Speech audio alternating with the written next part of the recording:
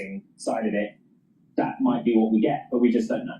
Ed, thank you very much. Got to save it for the kids. Bloomberg text Ed Ludlow, and you should, of course, watch his show at 11 a.m. Eastern. Now, investors this morning also waiting the Fed decision on Wednesday. President Trump pushing the central bank to go big this week. The Fed chairman's incompetent. I think you have a big cut because I don't think he can help with cutting. It's perfect for cutting. Michael McKee, Bloomberg Chief Economics and Policy Correspondent, joins us now. Mike, Trump expecting a big cut. What are markets expecting? Yeah, markets are not expecting a big cut. The president is likely to be disappointed. However, he is likely to get a cut. It is going to be a very busy week. Today we had Empire Manufacturing post a big loss, suggesting the economy is slowing down significantly, and that could mean more evidence for the Fed to cut rates, but they're already on track. Tuesday, retail sales and import prices will give us an idea of whether consumers are hanging in there and whether foreign exporters are cutting their prices to absorb some of the tariffs. Wednesday is the big meeting, of course, and Thursday, jobless claims in Philly Fed. They could be influential, but the Fed will have already met, so probably not going to matter quite as much. Before we get to Wednesday, though, we've got a lot going on. The appeals court may decide today on whether Lisa Cook can be part of the Fed when the meeting starts tomorrow. The administration has asked for a decision by today. They don't have to, but we could get a decision tonight. And of course, also tonight, the Senate likely to confirm Stephen Myrick to the Fed. The Fed meeting begins at 9 a.m. on Tuesday. The decision at 2 p.m. Will there be a cut? Will there be dissents? Plus economic forecasts and the dot plot. Gotta stay tuned for that. I know the Fed is looking closely at the jobs data, and that's why they'll cut. But inflation is still relatively high, right? It's still 50% above their 2% target. 2.9% is the headline number. 3.1% is the core CPI number. President Trump says, first of all, that inflation is gone and it's come down on groceries. But he says housing is the main sticking point. That's the big problem. And he thinks this cut is going to help somehow with housing. How does that work? How does that look to you? It looks iffy. We're not sure what will happen with housing, but first of all, grocery prices are going back up again, which the president kind of left out of his statement. But with housing, it's the long end that matters because that influences mortgage rates, and the long end has not been, as you know, behaving the same way as the short end. The Fed is the influence for 2 years and shorter, and after that, you start to get into what investors think inflation expectations are going to be. So if inflation is still going up, then we may not see long end rates come down, which may mean you don't see mortgage rates come down. So it's hard to say exactly what's going to happen. It's not a one-for-one correlation. Well, I know the last time the Fed cut, we had the 10-year actually rise. Mm-hmm. But if we got the long end down and mortgage rates were lower, house prices, I assume, would go higher. Right, because all of a sudden the people who are locked in their mortgages that didn't want to move might start to move if you get enough cuts, and then there's more demand, and then prices are higher. Yeah, it's... Hello, my name is DrPaulCottrell, and we are live streaming on Rumble, on YouTube, and on my website, the-studio-reykjavik.com. Please subscribe to all the channels. I have 4 channels on YouTube. I have Brighteon, Bitchute, and Rumble. You can follow me on X and on GETTR. You can also help support the free content that I provide you almost on a daily basis by donating on my website, the-studio-reykjavik.com. You can donate through Stripe, PayPal, or buy me a coffee. You can also be a paid member to my Patreon channel or my Substack. It's a great way to help support the work. Again, I don't put stuff behind a paywall. I believe that if you're going to do news, you should make it for free. But if you'd like to support, please do. In addition, I have products on my store. I have ebooks and supplements and course material on immunology and pulmonology. Please take a look at those products to help support the work that I do. Some of the great products that I do have on the store are structural nano silver soaps. Very high quality soaps. These products that I sell on my store are the products that I use. And you can get it in lemongrass, in charcoal tea tree, lavender, and also in peppermint. Very high quality soaps. Get a few bars for your household. Help support the work that I do. Use discount 5, all caps, discount 5. You get $5 off any order. If you spend $100 or more, you get a free gift until supplies last. All right. So what I'd like to do is cursory look over the news here.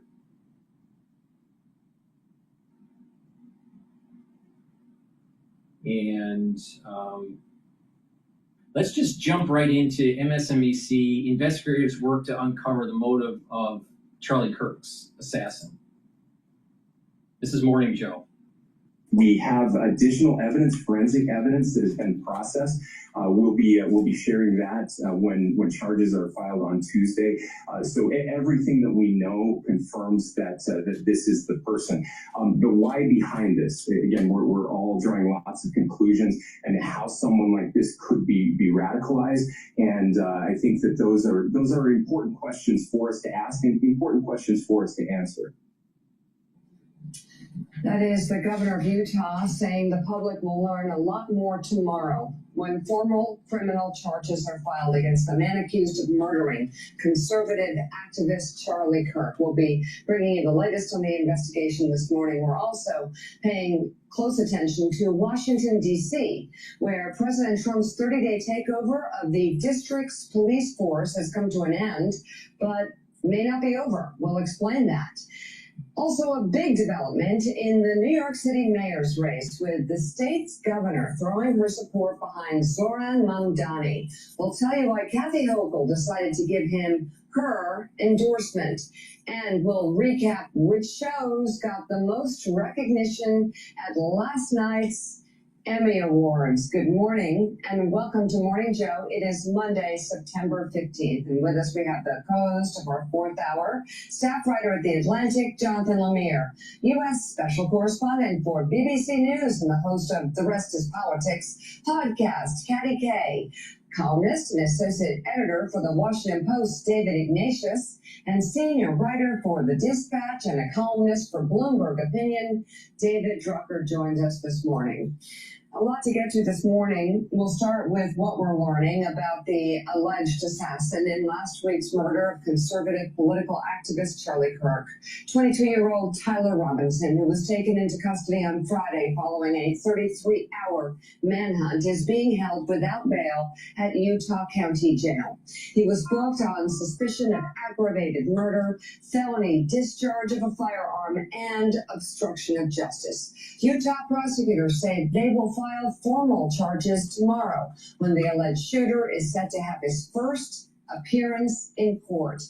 At this hour, key questions remain about the suspect's motive for the fatal shooting.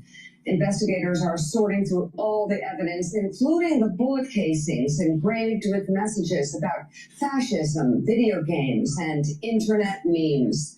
Utah Governor Spencer Cox told NBC News yesterday the suspect is not cooperating with authorities, but his roommate, who Cox said was shocked by the shooting, has been helping investigators. The governor added that the suspect was in a romantic relationship with his roommate, who is transgender. A federal official tells NBC News there is not a solid understanding of whether there is any connection between that relationship and the shooting. The governor went on to say the suspect had a leftist ideology, although he was not registered to any political party. Cox also described him as a once very normal, very smart young man who appeared to have been radicalized in recent years. Friends that have confirmed that there was kind of that deep, dark internet, the Reddit culture, and these other dark places of the internet where this person was going deep. I believe that social media has played a direct role in every single assassination and assassination attempt that we have seen over the last 5-6 years. There is no question in my mind that cancer probably isn't a strong enough word. What we have done, especially to our kids, it took us a decade to realize how evil these algorithms are. So President Trump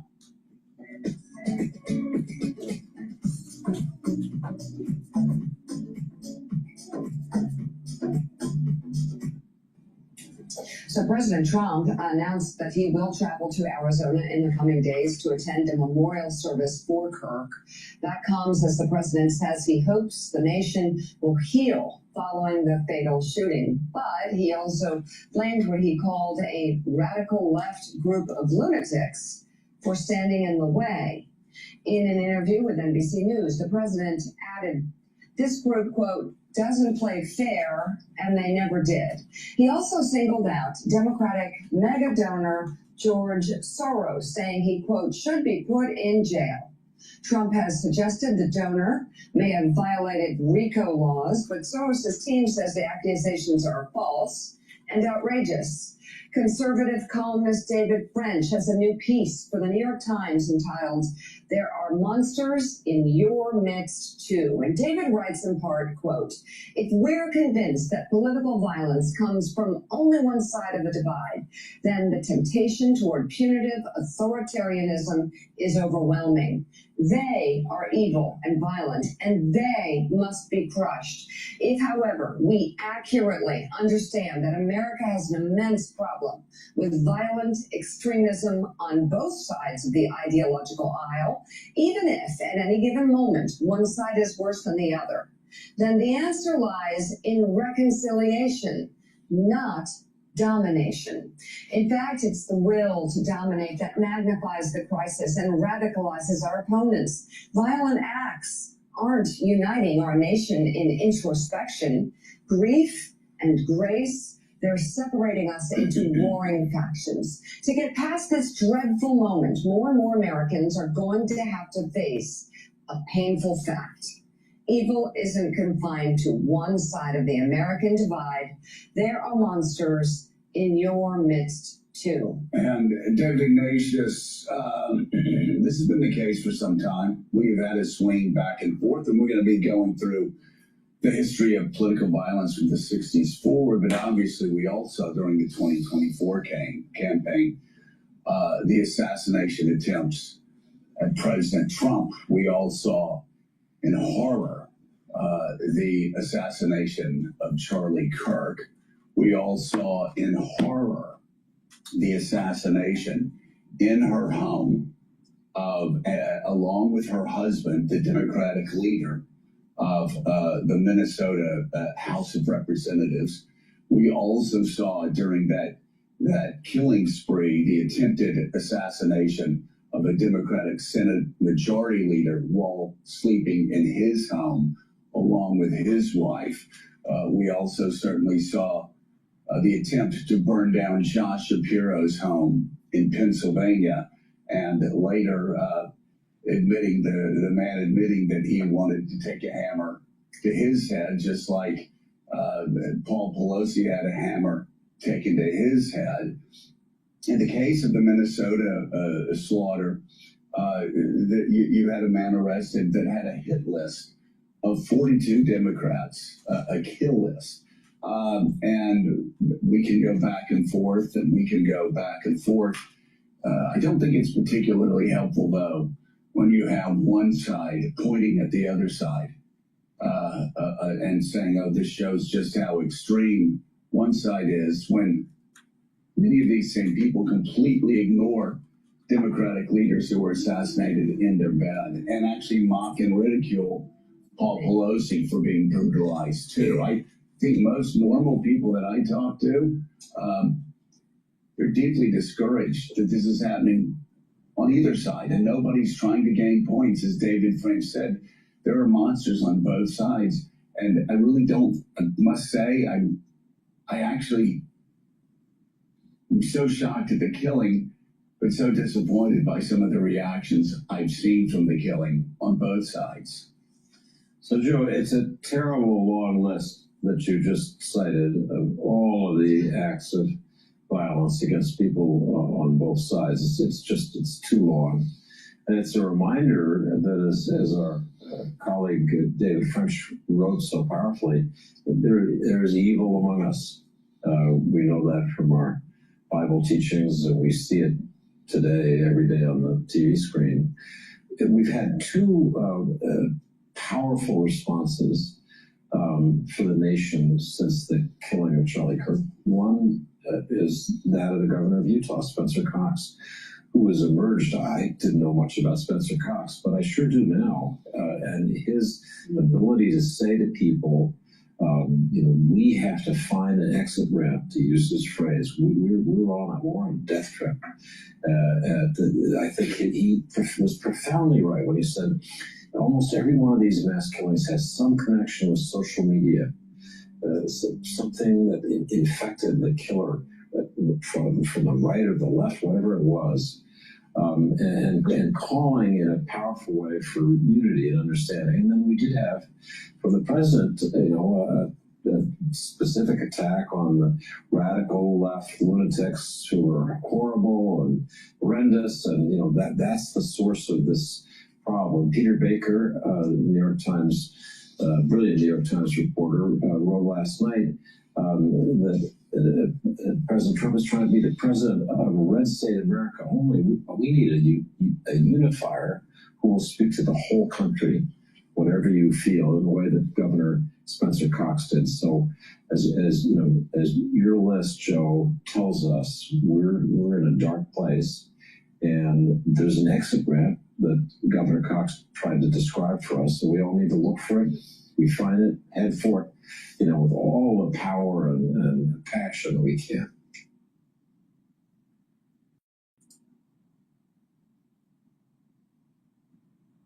The problem is, in the last several years, we have seen the liberal side, the ultra-liberal side, become more violent and less democratic and less constitutional.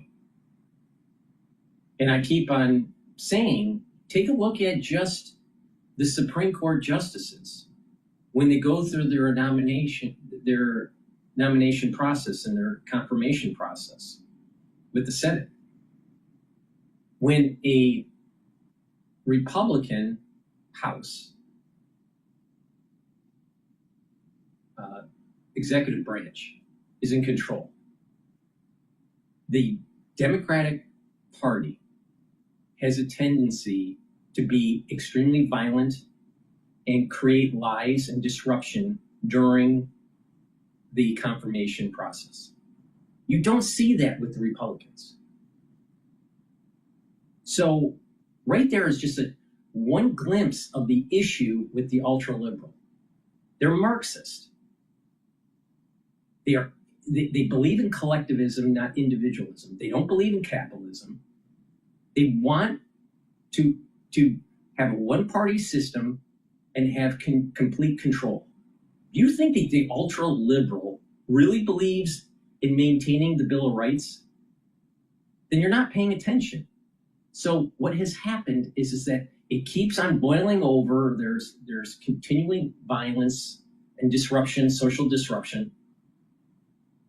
And then all of a sudden, the conservative is now pushing back. And as the conservative is pushing back, and the conservative is much more muscular in the pushback, and has been silent for so long that now you're seeing liberal media starting to go, whoa, wait a minute, this is getting a little scary. Because they thought that the silent majority, the silent conservative, was going to stay silent. But that's no longer the case. So it's not about, well, one side de-escalate and another side de-escalate. No, that's not how we get off the off-ramp. We need to come to the realization that there is a section of society that is anti-constitution, anti-capitalist, pro-communist. And if we don't root that out, we are going to have a problem. And the sad thing is that many institutions of higher learning have been infected by this pro-communist, socialistic mindset in the faculty, with the student body. And they think, these people literally think that Marxism is okay. And so now the conservatives are pushing back. And the moment you inject a little bit of spirituality, a little bit of God-fearing in the public square, that must be hate speech, according to the crazy liberal. If ultra-liberals' policies were positive for the country, why is it that the Gen Z are looking so bad physically? Why do they look like they have such mental anguish and endocrine disruption? There's something physiologically wrong with these people. Just look at them. They're just the phenotype of a liberal. There's something wrong.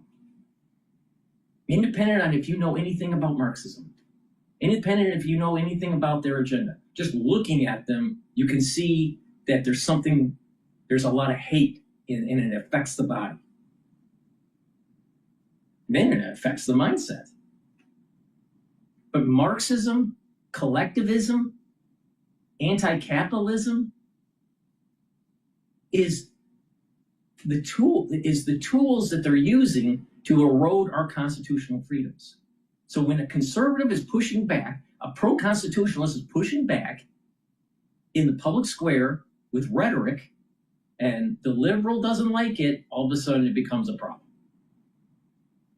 Now that doesn't mean that the ultra-right isn't an issue, because it is. It is an issue. But if you look at this honestly, the ultra-left policies is an existential threat to our constitutional freedoms. Now, what do people do? The first step is to have more speech against, the markets are opened, more speech against the ultra-liberal, showing that Marxism is bad, that communism is bad, that socialism is bad, that free markets work, but unfettered free markets can cause problems. So there has to be proper regulation. Laissez-faire capitalism isn't the best, but capitalism versus communism, that's a no-brainer. But yet the liberal policies are pushing in mayors like Mondani and Mayor Wu in Boston. These people are democratic socialists. No, they're communists. They're communists. Just branded as a democrat socialist. Get real. So this is a battle of the Constitution. And it's amazing to me on how educated some of or uneducated, depending on how you want to look at it, but when they go to university and they get brainwashed with this Marxism crap. But if you look at a conservative, do their kids look like they're screwed up? When you look at a conservative, does it look like they have a better home life? Now compare it to an ultra-liberal. I mean, just look at it. A classic example. Look at Trump. Even though Trump isn't perfect, there's a lot of parts of his personality I don't like, but he's an effective president. But if you look at his family and compare it to Harris's family, or even Obama's family, just look at that. There's something wrong with the ideology and the way they're raising their kids. Would you want your kid to be growing up like Harris's kid, whatever her name is? Or the Obama kids? Really? Is that what you really want?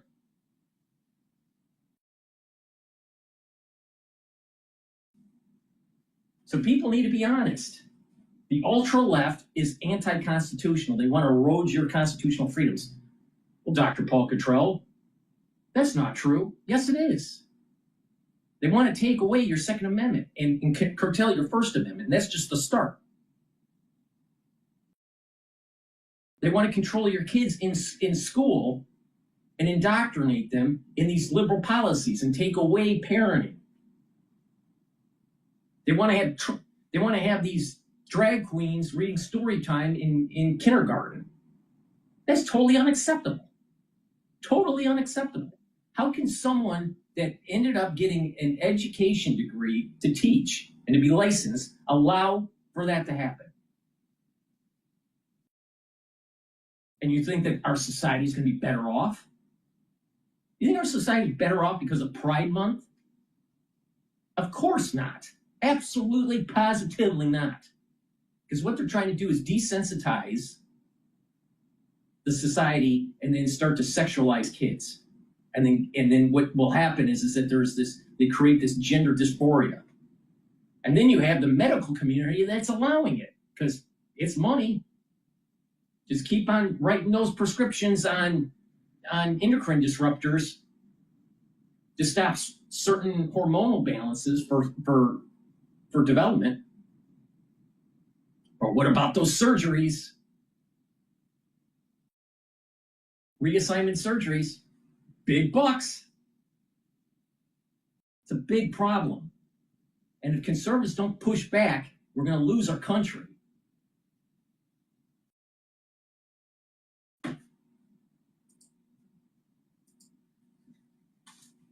Ready and investors kind of positioned for that. So to me, that kind of risk reward is potentially on the lower side, given that we're already positioned for kind of good earnings, and can they repeat them? I don't know. I'm not sure the economy is kind of slowing down. Well, good earnings we've gotten, and it comes out of a period for all of corporate America, Maria, that there was a real question as to whether we would get that. Trump this morning putting on Truth Social suggesting that he's going to be pushing the SEC to get rid of quarterly reports, instead have it just every 6 months, so twice a year. As an investor, Maria, that looks through earnings reports, do you think that it would make sense for the U.S. to follow in the footsteps of, I guess, Europe and the U.K. that does not mandate quarterly reporting? No, I think it's a bad idea. I think we need quarterly reporting. I mean, I think it's important to have. I think it's extremely important to have quarterly reporting, especially for an IPO. It just launched. You don't know if they played funny games to get to the IPO, because many IPOs fail. And not only that, you're trying to rebalance your portfolio every month or every quarter. And if you don't have the data points, those more finer data points, then you have to wait every 6 months. No.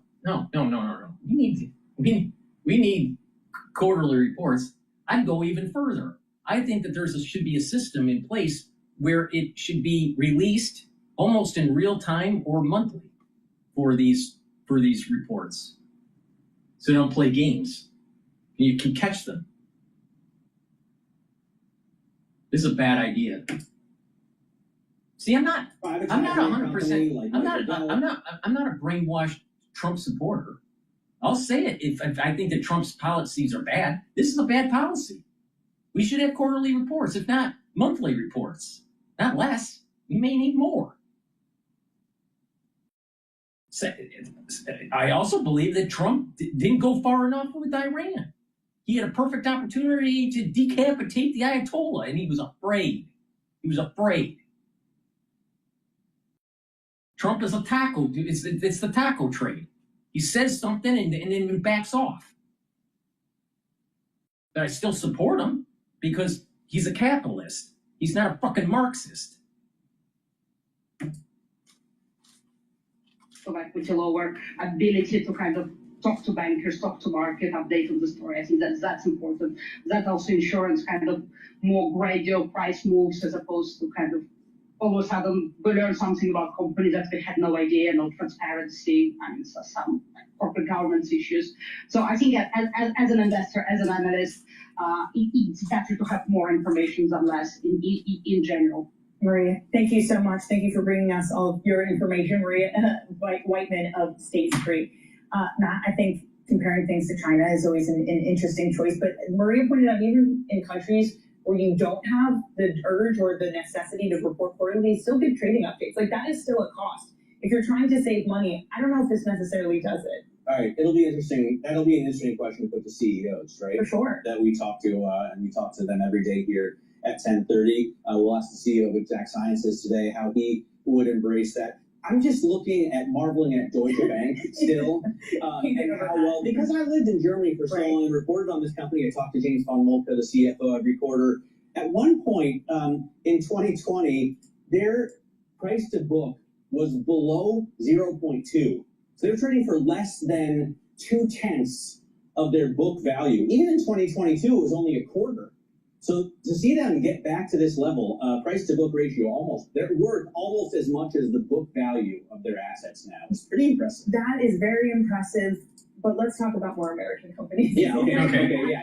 I'm going to go to CNBC. They're talking to the CBO director. But before I do that, please go to my store, the-studio-reykjavik.com. Help support the work that I do. You may like the show. Maybe, you find something that you learn, or you get some good insight about my perspective on the markets or the news. But please help support the work. I do this stuff for free. Please go to my store, the-studio-reykjavik.com, and help support the work and help support your health. And if you follow this protocol, you are going to slow down the aging process. This is what I do every day. I'm in my 50s. This stuff works. If you just follow my lead, you'll be okay, especially with the fall and the winter that's coming, because you know what's coming. All you got to do is listen to the news and pay attention.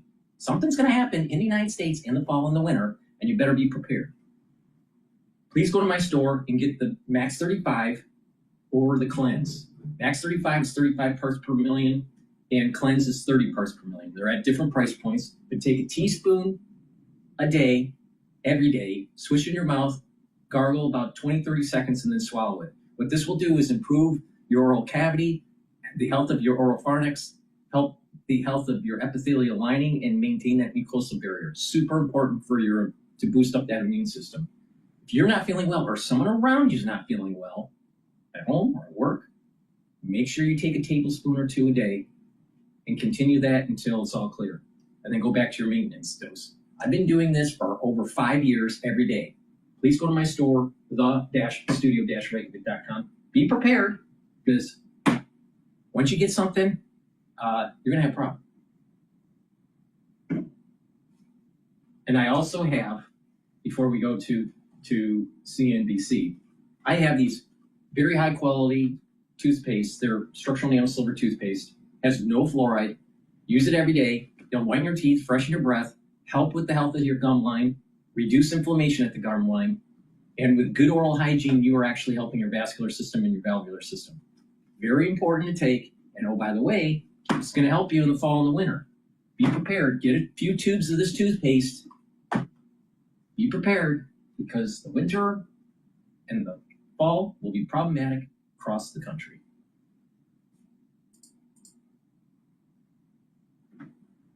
Put America's strength to work in your portfolio with BAM-insured municipal bonds. Protect your investments with an added layer of security and guaranteed income. Invest with strength for a stronger tomorrow with BAM Mutual. The Congressional Budget Office is projecting higher inflation and unemployment this year, with slowing economic growth ahead. Joining us right now to discuss it is CBO Director Phil Swagel. And Phil, thanks for coming in today. Yeah, Becky, thanks so much. Thanks for having me. So the new numbers, the new estimates take into account several things. One is population growth because of immigration. You're anticipating that it's going to be significantly lower. The other is the one big beautiful bill, what the costs are associated with that, and I guess the costs are higher. And that's the two impacts that we have on these numbers. No, that's right. And we have the bill, the reconciliation bill, is boosting the economy, and immigration is slowing it down. And then the effects of the tariff are both raising inflation and slowing down the economy, both businesses and households facing the drag from the tariffs. I mean, I think about trying to compute all of these numbers with the many, many moving pieces that you have. It's a pretty complex situation. And I would imagine it changes on a pretty daily basis. But let's focus on population growth first. because that probably plays into the jobs numbers that we've been getting, and that's kind of front and center for what the Fed is going to be deciding this week. What do you see with those population numbers? No, that's right. And the challenge for the Fed is that we have both labor demand going down as the economy is weakening, but labor supply is falling dramatically. And we have our population numbers that you mentioned look to be several 100,000 fewer each year over the next 10 years, and something like 1 million fewer this year alone. And that's when the change, both in the law that was passed on July 4th, provides more money for enforcement and the wall and things like that. But since January 20th, the administration has put in a series of administrative measures that have really stopped people from coming in across the border in the way that they were the previous 4 years. And so they're trying to tell you that illegals need to be here so we can maintain a modern version of slavery.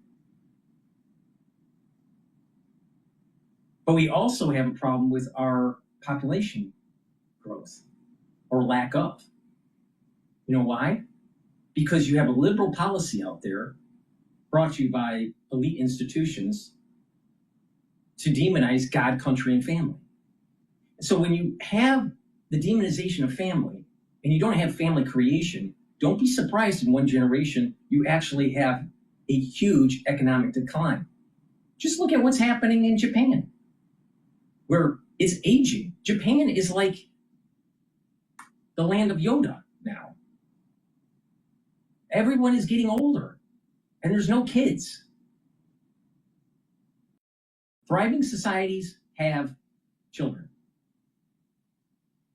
Thriving societies have the idea of taking care of family and having a decent morality, not stealing, not killing, some of the basics. But when you have a society that is antithetical to those ideals, don't be surprised that it'll start to devolve. So here's another example where you think about the crazy liberal wanted illegal immigration to have the borders porous and let it just flow in. But how's that any different than just slavery in Moderna?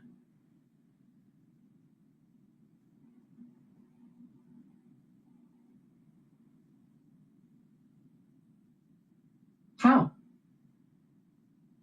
They promoted slavery. Oh, the Democratic Party coming from the South. See, everything comes in full circle.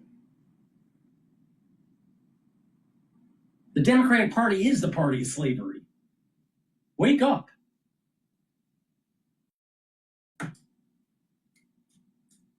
Issues around that, but for the economy, it means fewer people and fewer workers. Does that suggest that the jobs market is healthier than we may anticipate, given some of these reads? Because the unemployment rate's still 4.3%. Yeah, that's the challenge, that both labor supply and labor demand are falling. So the break even for the monthly jobs number has got to be much lower. It's got to be much lower. Right. But still, we see lots of signs that the economy is weakening, and that that obviously the Fed is seeing that. We have problems with our economy. We have problems with Social Security. Who's going to be taking care of the elderly? Oh, well, let's think about this. From 1970s to now, more than 65 million fetuses were killed. 65 million. But that's brought to you by crazy liberals.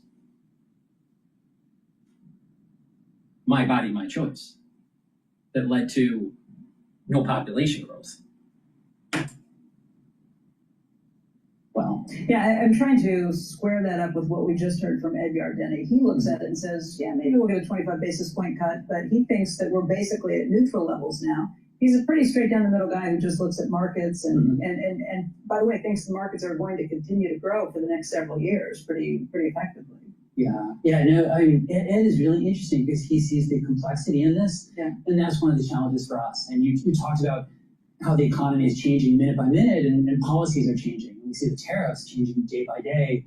There's a lot of uncertainty in the economy. Yeah, how do you even put the tariffs into this? What are your assumptions? So we we essentially follow what the administration is doing really day by day. And we have a team at CBO that does the modeling of this. Whatever they do, we look at it, we wait until the dollars hit the Treasury statement, and then we assume that those policies will continue on forever. What happens if a judge rules that these tariffs, or at least many of them, are illegal? The Supreme Court. The Supreme Court, right? This is now in front of the Supreme Court. It's one of the key uncertainties in the economy.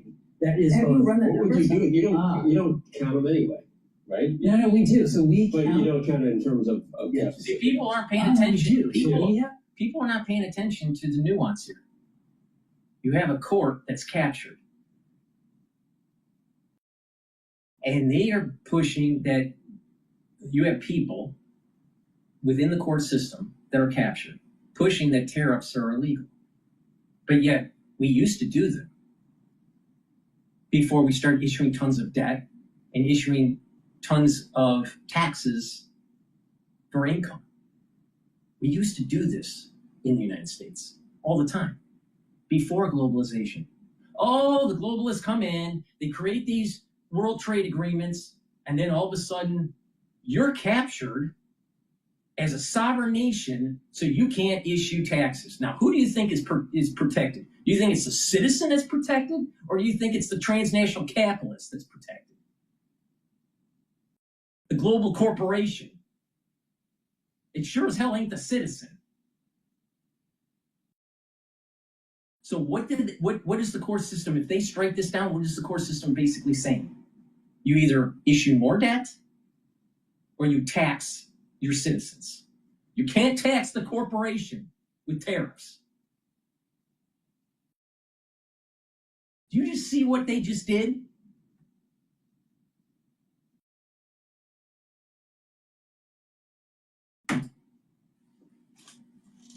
we have the tariffs that the president has put in place since January 20th. We have those reducing the deficit by $4 trillion over the next 10 years. Wow. So it's $3.3 trillion of revenue and then $700 billion of averted debt costs. So that would be a big reversal. Now think about this.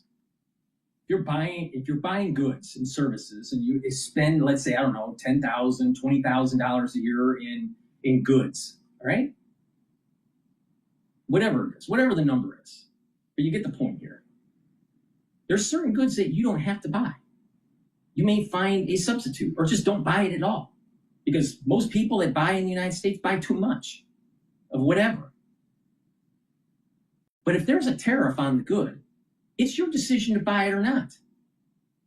Your income is getting taxed. So either you don't work, or if you work to survive, you get taxed. So if you have a government that's bloated and needs to have funds flowing in for programs, socialistic programs brought to you by ultra liberals,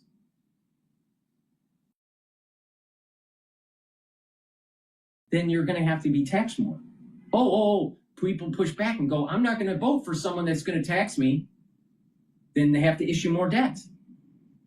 But if you issue more debt, you're actually worse off in the long run. Why? Because you have to pay the principal and the interest payment on the debt instead of just paying the tariff. Now, who's better off? The citizen's better off with the tariff. The corporation's better off by just having the government issue more debt and tax the citizenry. Now, do you understand why there's the WTO? And then the bankers make a ton of money on the interest.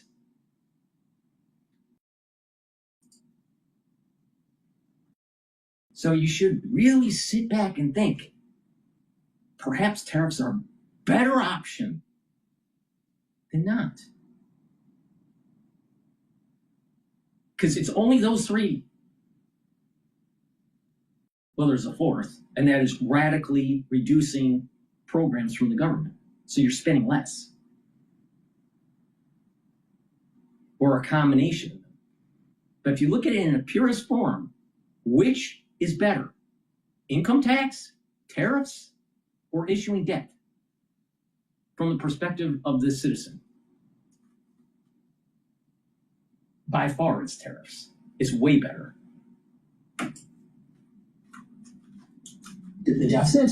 On the other hand, it'd be lower inflation and probably higher business investment, higher consumer spending. So net, you still came up with that the tariffs were going to increase it. Oh no, it was the OBBB was going to increase the deficit by $4 trillion. Yeah, that's right. It's by 3.4 trillion. That's Did a you offset it with the tariff stuff? No, we will. In our future budget updates, we will do that arithmetic, putting everything together in the same place. For the score of the bill, we only look within the four corners of the bill, and that's what the tariffs are. Bill, you said, would increase the deficit by 3.4 trillion from 2024 to 34, but then you say the debt service costs added up to 4.1. The additional. With the additional, Exactly. added up to 4.1. Exactly.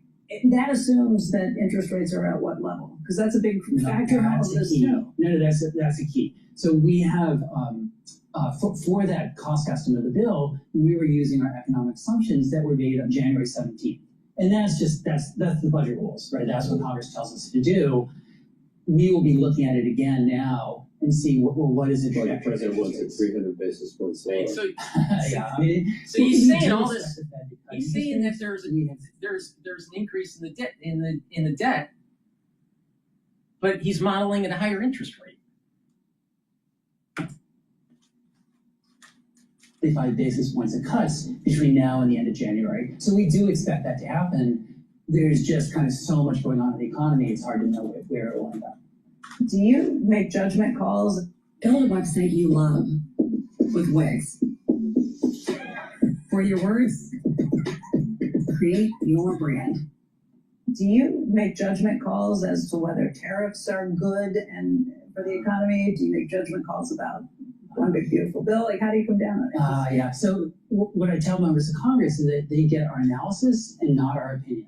So I will tell them, here's what it does to the economy: tariffs, higher inflation, higher revenue, slower growth.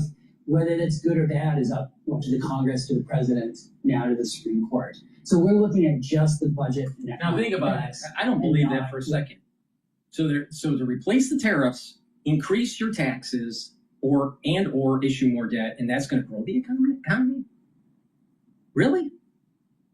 I mean, think about what he's saying. The implicitness of what he's saying. Tariffs are going to shrink the economy. It's going to slow it down.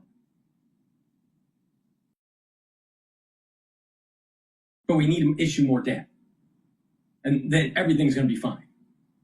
Really? This is the problem that we have. Just the canary in the coal mine is just looking at France and Britain.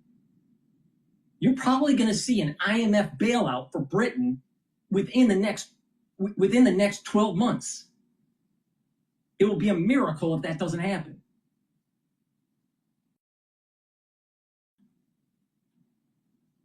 And we're not that far away.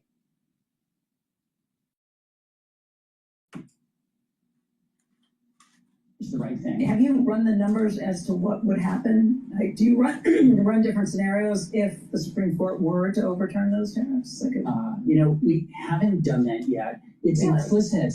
We haven't said, well, if the Supreme Court does that, what would happen to the economy? I mean, it's implicit in the $4 trillion of revenue, $4 trillion of revenue plus net interest costs. That would reverse over the next 10 so years. would inflation? Inflation would be lower. I mean, this is a But 3.3. you literally haven't run these numbers, or you don't want to tell them because you don't. No. In our economic assumptions, we look at the law as it is now, and that's what Congress has told us to do. To say, tell us the baseline, assuming current law. Current law plus current policy has the tariffs. If those are reversed, we will certainly do that arithmetic, and it's good. Again, it's a mix, right? Because it's less revenue, higher deficit, but it's like a big tax cut on businesses and households. Tariffs are important because it's a lever to push industry to come back to the United States so we build our economic cluster. One, that helps the American worker. Two, it helps to build a higher GDP. And three, it allows us to have the economic prowess to wage war against China. I think all three of those are super important. This guy is just so smart, he's stupid. So smart, but he's stupid.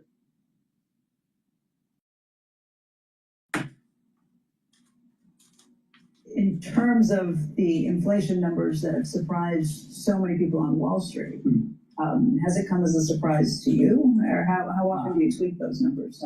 We do. So we update our forecast just a couple times a year, generally 3 times a year. That's what we did just last Friday. Yeah. Inflation since January has come in a bit higher than we expected. Oh, it has. It has. So it's higher than you expected. It's higher than we expected. Lower than what- And that's right. It's lower than what Wall Street expected, but higher than what we expected. And it's probably the tariffs, right? The economy has been weakening over the course of the year. And you'd expect that to lower inflation, but the tariffs have probably been pushing up inflation. Not by a lot, but by enough to show up. Where else are your assumptions far different than Wall Street? Now that's a good question.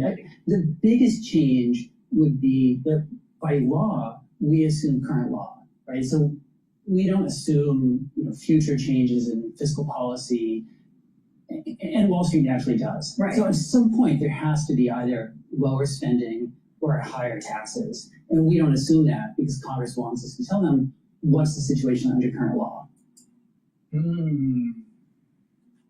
Because no one wants to tell you what I just said. You stop the tariffs, you're going to have higher taxes.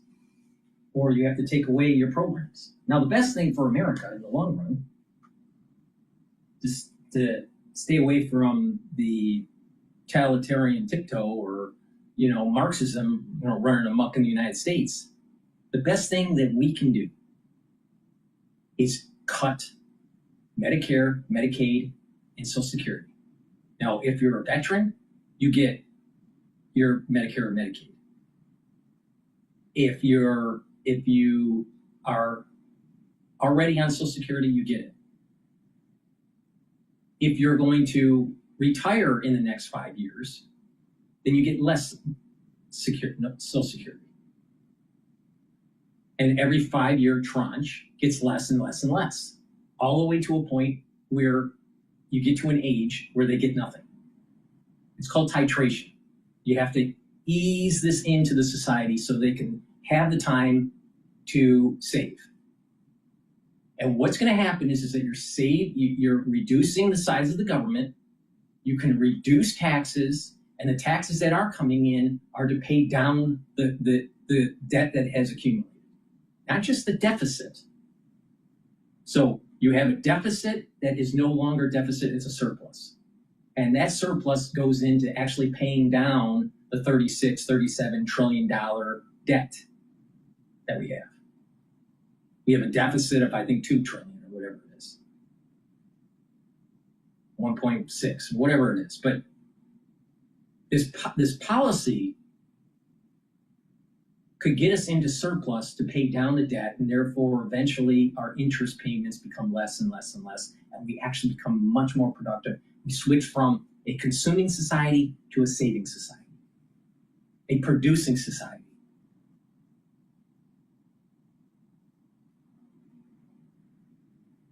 But the other side of the thing, so you have all these programs that are very socialistic. And some people benefit, some, but the society in general can't afford it anymore. So they have to be truncated and eliminated eventually.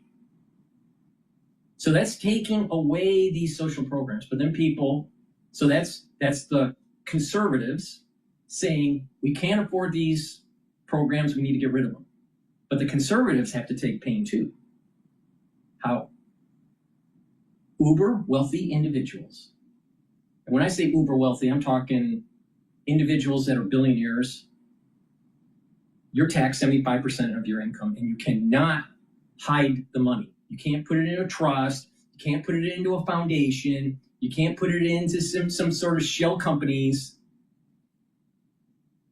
And eventually that estate, 75%, is taxed, and it goes towards paying down the debt. Now, people would say, that's a lot of money, but it's not going to put a big dent in it. That's not the point. The point is that everyone has to take the pain. The average citizen's taking pain because they no longer have the social programs. And the uber wealthy are going to have to take the pain because they're using that money to capture Congress, to push for certain policies through the lobbying group.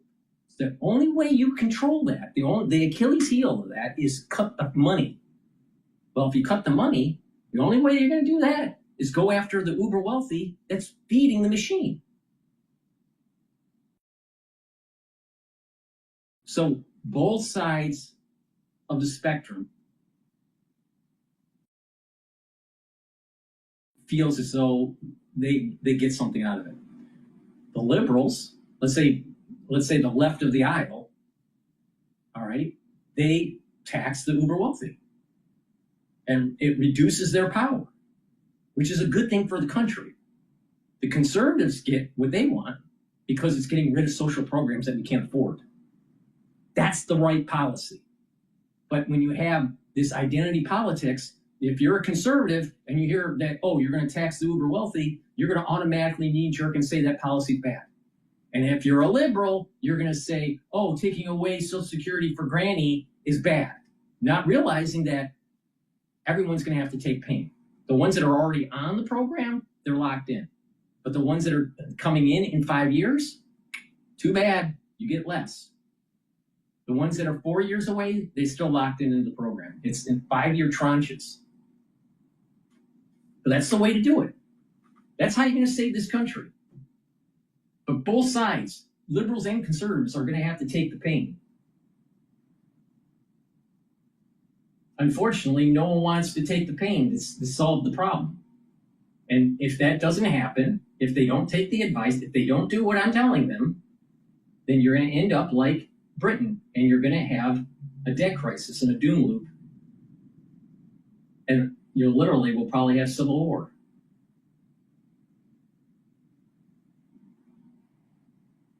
All right. Please go to my store, the-studio-reykjavik.com, and get the zeolite. This will detoxify your body so you don't think like a stupid liberal. Zeolite binds to heavy metals, toxins, and chemicals. It'll bind and it'll allow you to urinate them out within 6 to 8 hours. Take this every day. Take 3 small drops underneath your tongue.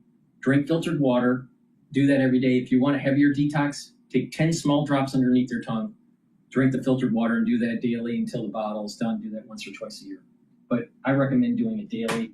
And also make sure that you filter your water, stay away from processed foods, and clean your environment at home and get rid of those chemicals that you don't need. If you have chemicals or cleaning solutions, put them in a double-layer container. All right, let's, I want to go to Fox News. I think it looks like they have, this is Kash Patel reveals something. Let's see.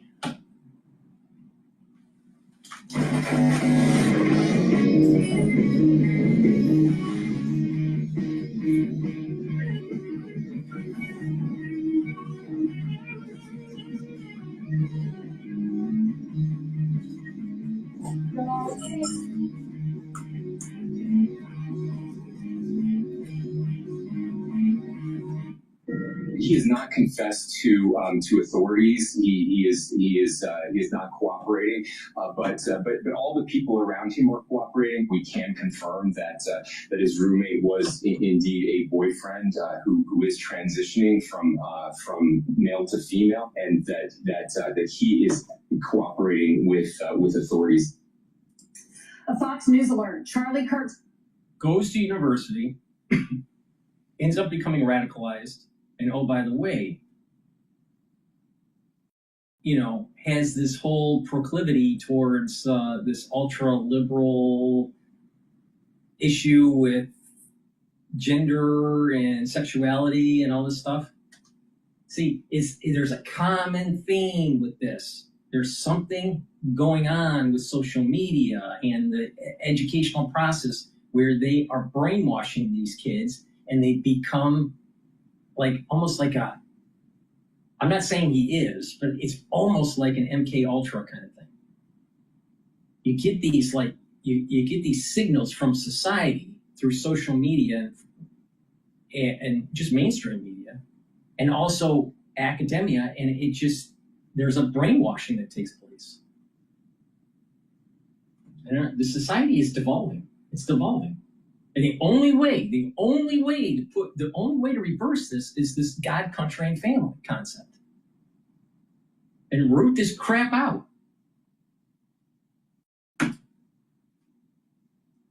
Murder suspect refusing to cooperate as the FBI discovers new details about his dark digital footprint before he makes his first court appearance tomorrow. All right, FBI Director Kash Patel joins us now. I can't imagine, Mr. Director, how busy you've been, especially Charlie Kirk isn't just a impactful person, he's your friend. So I was a major supporter of Kash Patel getting in and being nominated, all right? But, I mean, are you really happy with his performance? Because when he's up on stage, he looks like he's lost, like he's an idiot. He's not an idiot.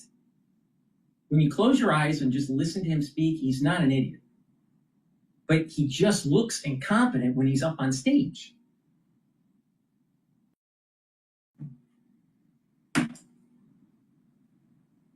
Oh, I understand that. But having said that, people are looking to you to find out is how big this investigation is going to be. Can you tell us the latest? Absolutely. It's so good to be with you. And you're right. My personal feelings and relationship with Charlie, I have a job to do for the American people, and I'm committed to do it for President Trump. We flexed all resources the FBI had and searched multiple air assets as soon as this shooting occurred. We were cycling in agents, evidence response technicians. Shouldn't he be doing that for anyone that was shot? No matter what political spectrum he's on? You know what's very interesting? I just finished a book called The Haves and Have-Yachts. It's a great, fascinating book about the uber wealthy and what they do. All right? And there's a chapter actually talking about how Greenwich, Connecticut, where all the hedge fund individuals are, there is a phrase called the Greenwich Republican. And the Greenwich Republican is purest sense pre-Trump days were fiscal conservatives with some level of liberal policy. What they call, they were formed basically with Prescott Bush. So Bush's father, was it Bush Sr.'s father or grandfather? I think it was his father. Now, but this Prescott Bush Republicanism, the term is called Greenwich Republican, all right? Trump comes in, and there were people within the Greenwich Republican world that wanted to move more towards being less liberal policy and more conservative, especially with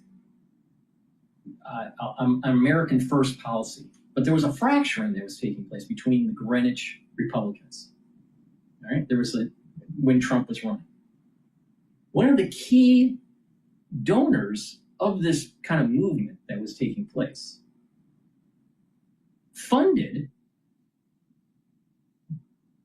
helped fund Trump, but not just that, funded directly, not indirectly, directly to Charlie Kirk. So don't fall in this trap that Charlie Kirk built his organization all by scratch, because he didn't. He was highly connected to money in Greenwich, Connecticut. And, oh, by the way, so was Stephen Bannon. Hostage rescue technicians and special operators in and out of Utah. So let's take this. So one element is that Charlie Kirk didn't build his organization from scratch. He had a lot of serious money behind him. Two, in the sense of Patel saying, well, we pulled out all the stops and we're going after this guy. That's a nod to the Greenwich Republicans that are more conservative within this crowd, because the Greenwich Republicans are split. There's a little bit of a split there. Some of them are America First, I would call more conservative, and then you have some that are Prescott Bush type. And this was the reason why there was such fervor during the first presidential candidate primaries with Trump going after Jeb Bush. And there was this battle. It wasn't just Trump and Jeb Bush. It was actually a battle within the Greenwich Republican constituency. And it's not a lot of people, but it's a lot of money. So when you like sit back and go, well, wait a minute here. It's really not about these two people, Jeb and Trump. But there's a power struggle with big money. And Charlie Cook was thrown right into it. Now I guarantee you, no one on the internet has said this.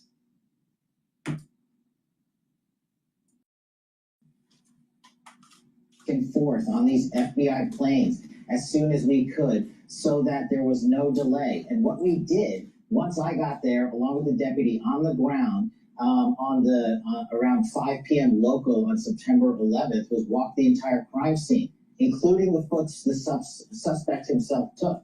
And what we learned was there was evidence, DNA evidence that could be collected and had been collected, including a screwdriver that was found on the rooftop. Also, we went over to the scene in the wooded area where the firearm was discarded, and the firearm had a towel wrapped around it. It's important. I'll get back to that later. I even walked into the wooded area in the ravine, so I knew from my investigative experience what I could bring to the table, what decisions I needed to make. And having the support of President Trump and the full support of the White House. The major donor's last name is Hanley. It all came from Hanley. For these resources to happen. And I can report today that the DNA hits from the towel that was wrapped around the firearm and the DNA on the screwdriver are positively processed for the suspect in custody. So, Mr. Director, that is vital. That is breaking news and vital information, because now you have the casings for the gun. So you connect the gun. Now you got his DNA on it. That's huge. But I also want to get to another part. I just got to interrupt. Sorry, I just got to interrupt. We have the DNA on the screwdriver that was found on the rooftop and the towel that the firearm was wrapped in. The firearm itself, this is a great point. Thanks for raising it. Yeah, no problem. That is being processed by ATF laboratories in Maryland. And I believe they'll speak to that at a later date when their process is incomplete. But I just want to let you know the FBI handled the screwdriver and the towel found on. That is important clarification, Mr. Director. I want to get to the 20 members in that group chat. The DNA on the screwdriver and the towel is a sideshow.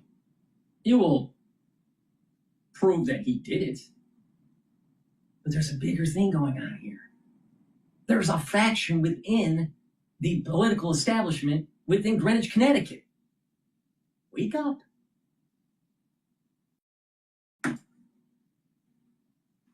Have they been brought in from questioning? And the group chat that from our reporting that we're hearing is from after the assassination. Do you have the messages from before the assassination? Well, let me take a step. They say it's what's on the inside that matters.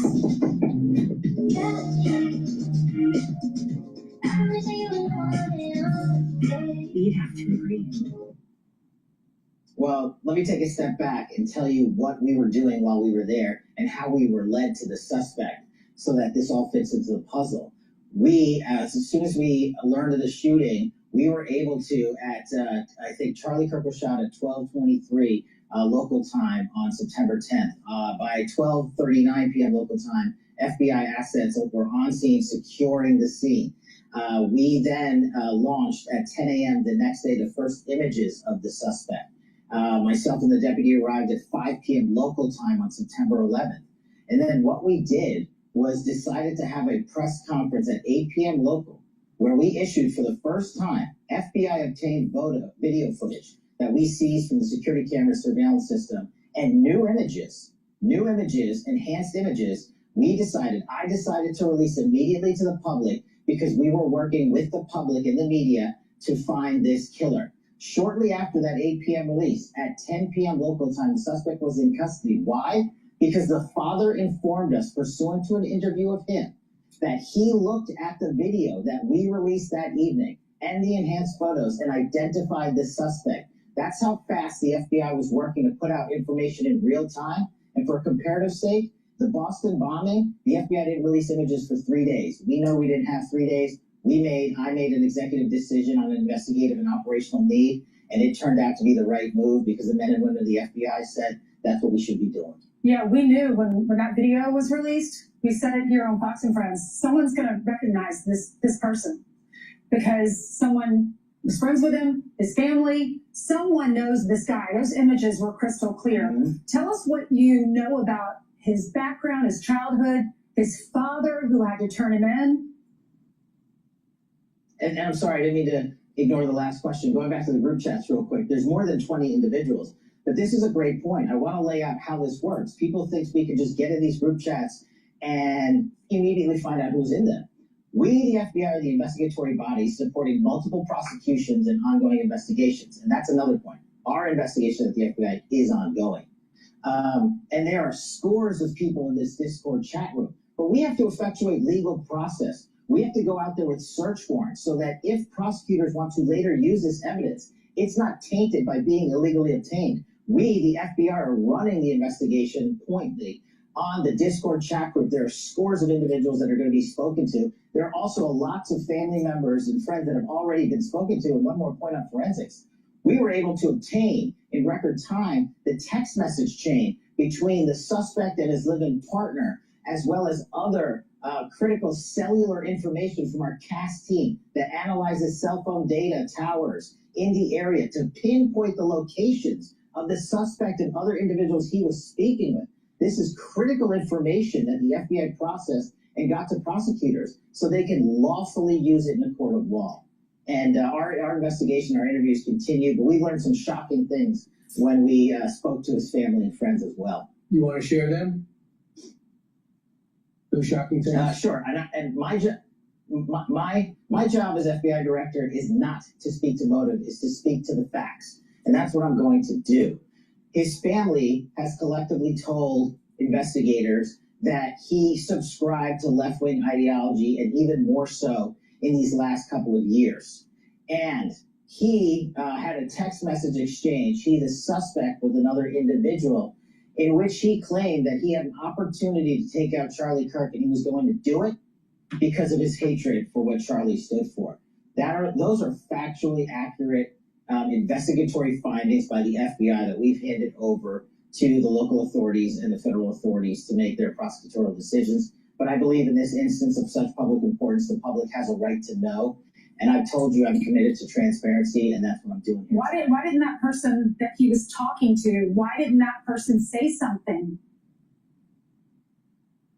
Our investigation is ongoing. That's a great question. And we don't have an answer on that just yet. But Mr. Director, you're right. Your job is not to speak to ideology. But you do have the BAU, the Behavior Analysis Unit, that are there. And my sources, people that are within the Bureau and outside that used to be FBI, tell me that the BAU has been encouraged. I'm for conservatism in the United States. Obviously, I've been saying this almost every day. God, country, and family, right? It is absolutely appalling that someone's freedom of speech was silenced by an assassin. But you have to ask some serious questions. Was there a larger organization behind the assassination? And was Turning Point part of the national security state? Let that sink in. Let that sink in.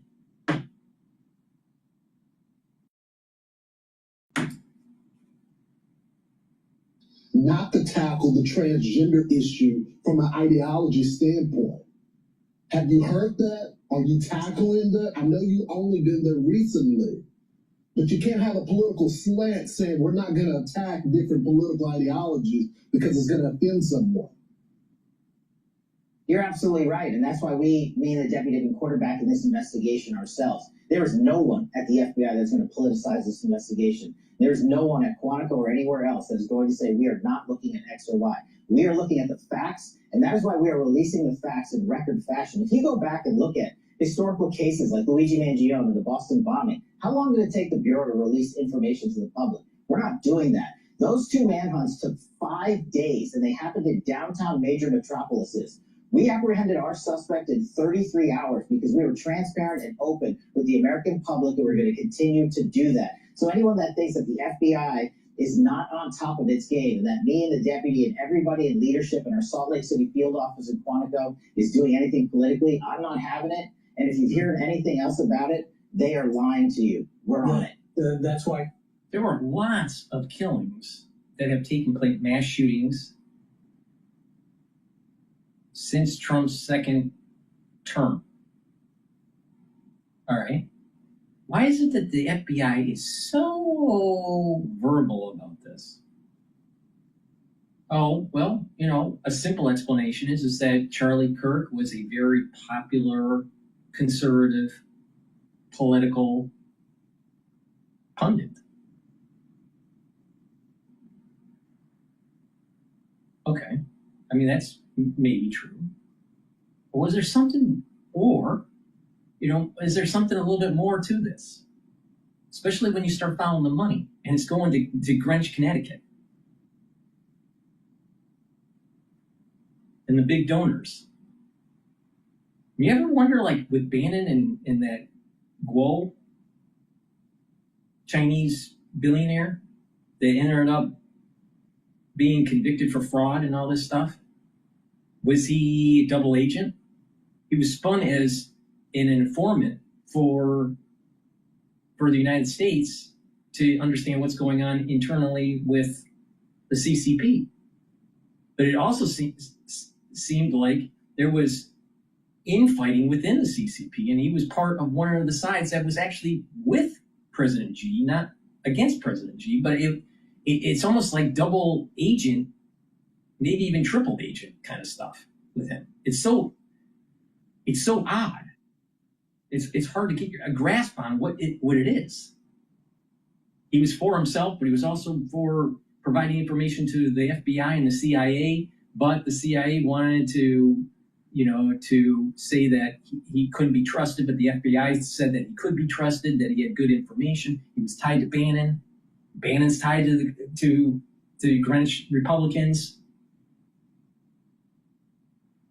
Charlie Cook is tied to the Greenwich Republicans. I'm not saying that Guo was tied to Turning Point, because my understanding is there's no connection. But the point here is that there's some really weird characters, and you wonder, like, how do these people grow so fast? Like Bannon, how did he grow so fast?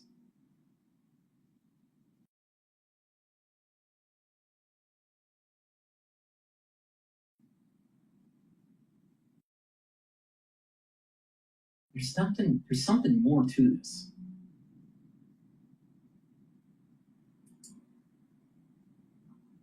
One point that you came on and it thrilled you are. A couple other things. I have two quick questions. One, is it true what the governor said yesterday, that he had a written note that you're looking into now prior to the assassination? Did he have a note? And the other one question is, the person that was texting with him about I have a shot. I'm sorry. I kind of I just had a thought here. Remember Stephen Bannon? He was always saying CCP virus. He never admitted that it was the USA CCP virus, and that was one of the bones of contention I had with Stephen Bannon. You know, I'm all about the America First policy and blah blah blah, right? But you gotta remember, he was being funded. His operations were being funded by what?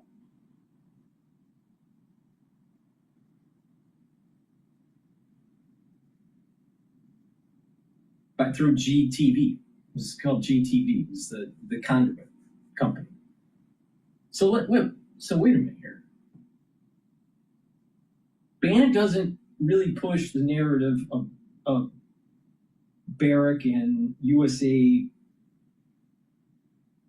development. They was really pushing the CCP development.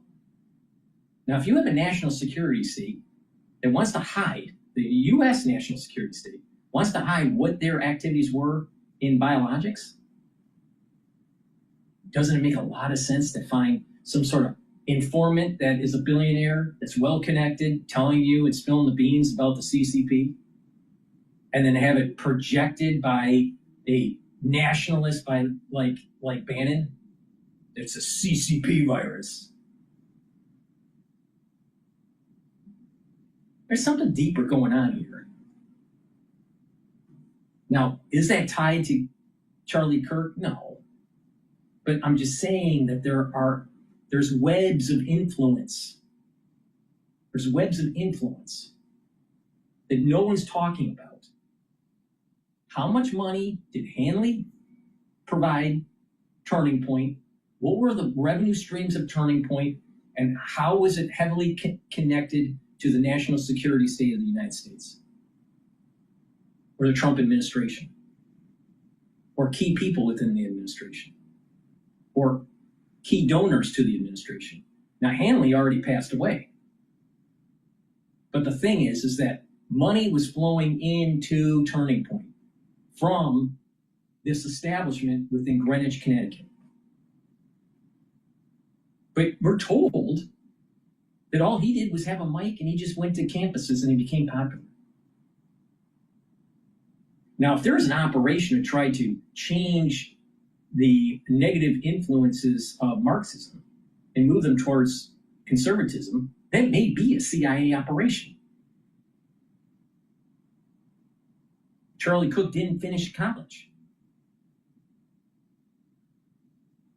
That's a common theme of people that go to the CIA. Now, I'm not saying he was CIA. I'm just saying that there's something strange about this. Something strange. What is it? And then all of a sudden you're starting to see on X about the Smith modernization modified by Obama. Hello, Diamond, myself, and Farmer Jones talked about it in 2020, over 5 years ago. 5 years ago, we talked about Smith Munn. 5 years ago. And it's just starting to pop up now.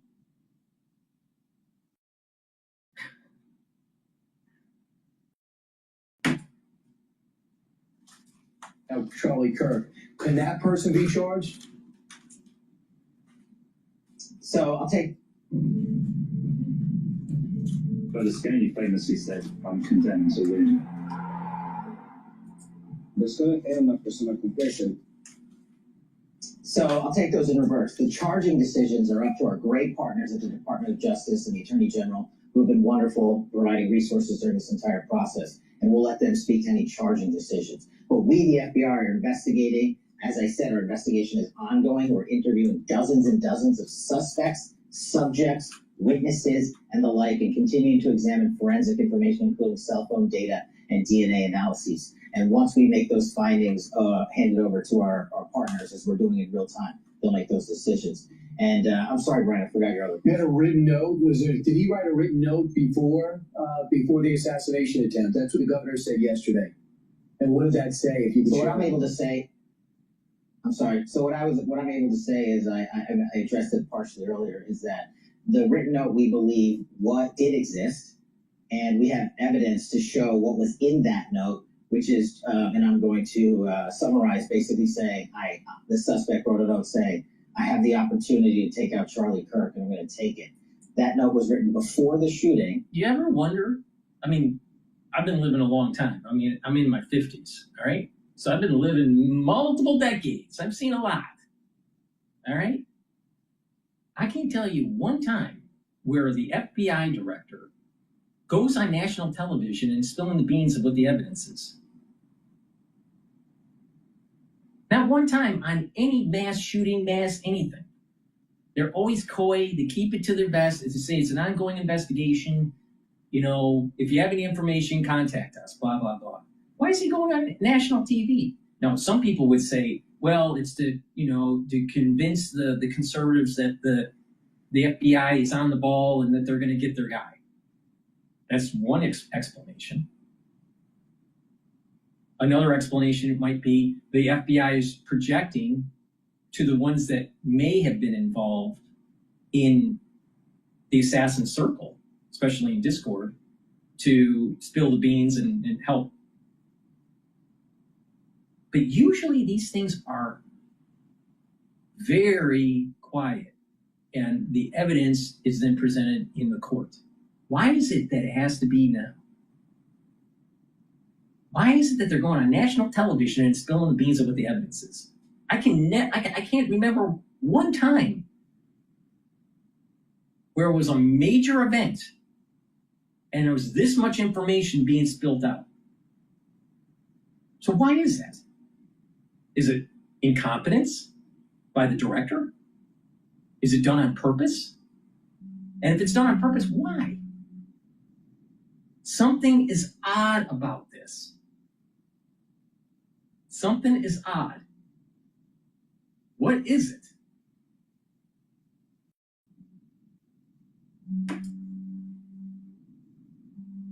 Evidence of its existence, we now have learned, existed before the shooting, was in the location in the suspect and partner's home.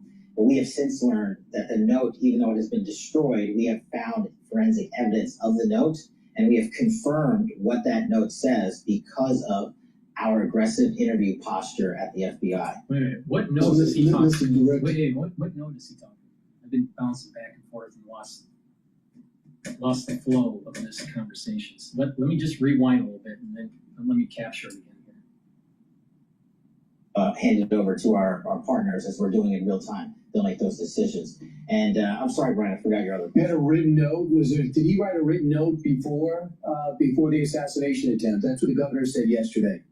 And what does that say? If you could so what I'm able to say, I'm sorry. So what I'm able to say is I addressed it partially earlier, is that the written note, we believe, what did exist, and we have evidence to show what was in that note, which is, and I'm going to summarize, basically saying, the suspect wrote a note saying, I have the opportunity to take out Charlie Kirk, and I'm going to take it. That note was written before the shooting. Evidence of its existence, we now have learned, existed before the shooting, was in the location in the suspect and partner's home. But we have since learned that the note, even though it has been destroyed, we have found forensic evidence of the note, and we have confirmed what that note says because of our aggressive interview posture at the FBI. So I don't know what that means. I mean, how does the governor know that there was a note, but yet it was destroyed? Unless they went to the home and he wrote it on a piece of paper or in a book, and there's an impression, and you can see the impression of the note that he made. There seems to be something odd with this story here. Now, maybe he's being coy, I don't know, but it doesn't seem to fully map with what Cox said. Governor Cox from Utah. Something's a little odd with that.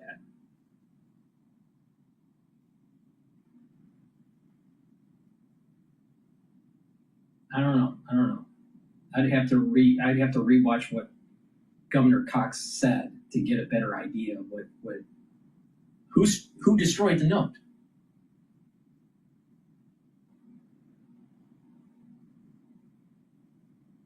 Why was it destroyed? How did the FBI find this part of the story is a little weird to me. Now, maybe there's other people analyze. I don't want to be Sherlock Holmes on this. I really don't fucking care.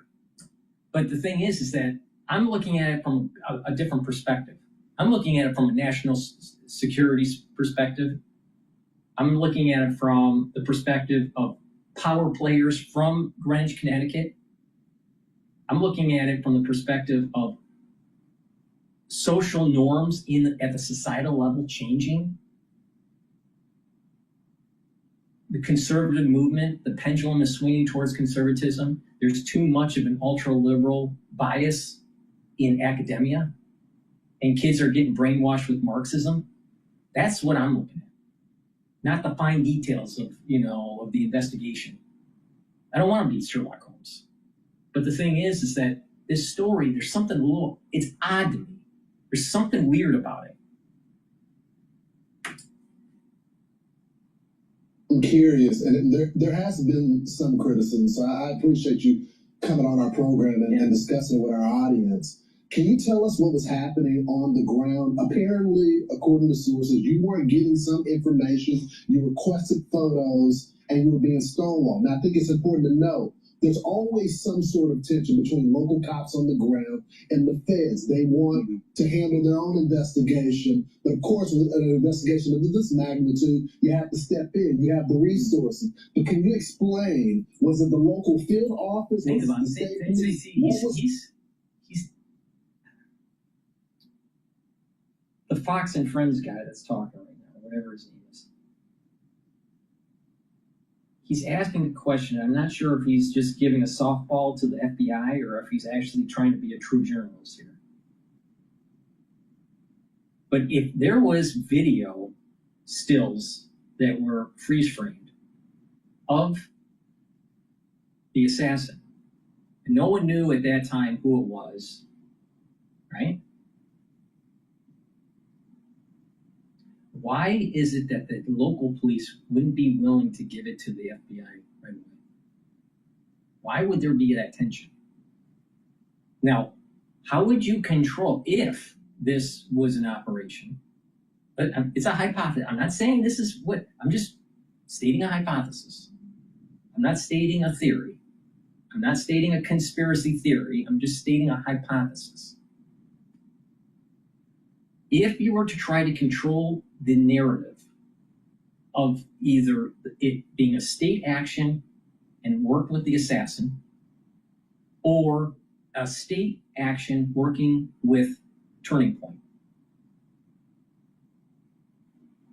you would be using the apparatus of the federal government to control the narrative. And it would be hard to control the local level, because the local level is totally out of the loop. They don't know what's going on. To them, it's just an assassin on the roof. They don't know who it is, and they're trying to find out. All right.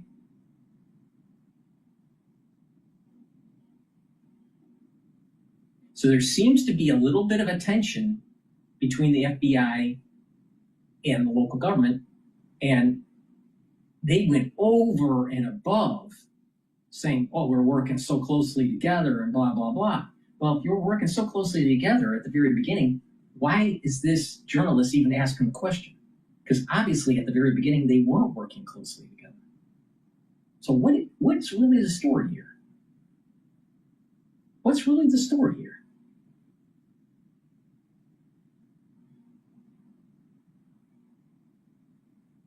I don't like conspiracy theories. You know, I don't like going down the rabbit hole and, you know, and all this stuff, because it's a lot of times it's a waste of time. And life is too short. But I'll tell you, there's something weird about this. Let me rewind a little bit and then continue playing here. You requested photos and you were being stonewalled. Now, I think it's important to know there's always some sort of tension between local cops on the ground and the feds. They want to handle their own investigation, but of course, with an investigation of this magnitude, you have to step in. You have the resources. But can you explain, was it the local field office? Was it the state police? What was going on? So the local authorities have been fantastic. Okay. The local sheriff, the state PD have been wonderful. And any investigation, as you hinted to, of this magnitude has so many people in it, because I've made the decision to surge so many resources. And to get the information up to me was of the utmost priority. So I worked with my team to say, hey, there's not going to be any delays. We're not going to do it the way we normally do things. So the only thing that people were doing at the FBI was how they knew how to do things. I had to expedite that process. That's my job. That's what I thought this case deserved. And that's what this case was rightly calling for. Why is the standard procedure at the FBI to slow walk evidence? Why? Shouldn't it be, you know, the speed of light in terms of investigation, that nothing should be slow walked? I mean, if that's true, if what he's saying is true, and let's just give him the benefit of the doubt, then there's a serious problem with our FBI and the way they conduct investigations. They need to share information. But maybe what it is that the FBI wants to do it slowly to prevent leaks. I'm trying to give Patel a benefit of the doubt. But there's something very odd with this. Very odd. Especially when I learned when I learned reading out of that book, just happenstance, out of the haves and the have-yachts, about Greenwich Republicans and how they were tied to Bannon and how they were tied to Turning Point. And there was a faction within them. It was split because you have the Prescott Bush types, and then the old establishment, Greenwich establishment Republican, and then you have this newer America First.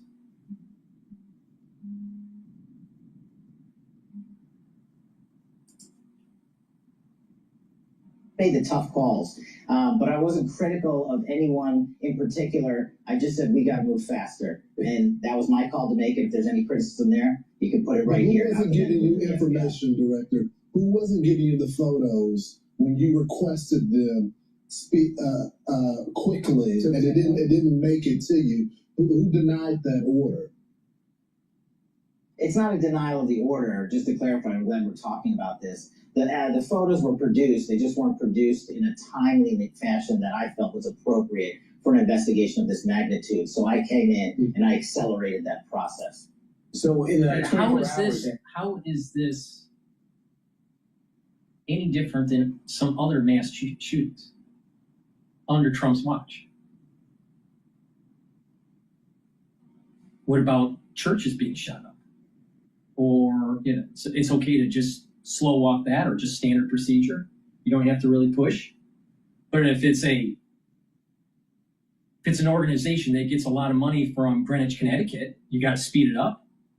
See the point I'm making here? He's proving what I've been saying.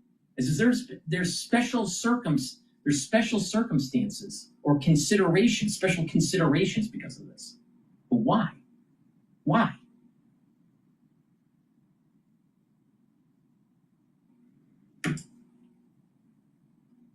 When we were still looking for the guy, I know you posted that we got him, and that ended up not being true. You took some incoming because of that. What led to you posting that? Why did you feel so certain about it? And what do you have to say about the criticism? No, I appreciate this opportunity.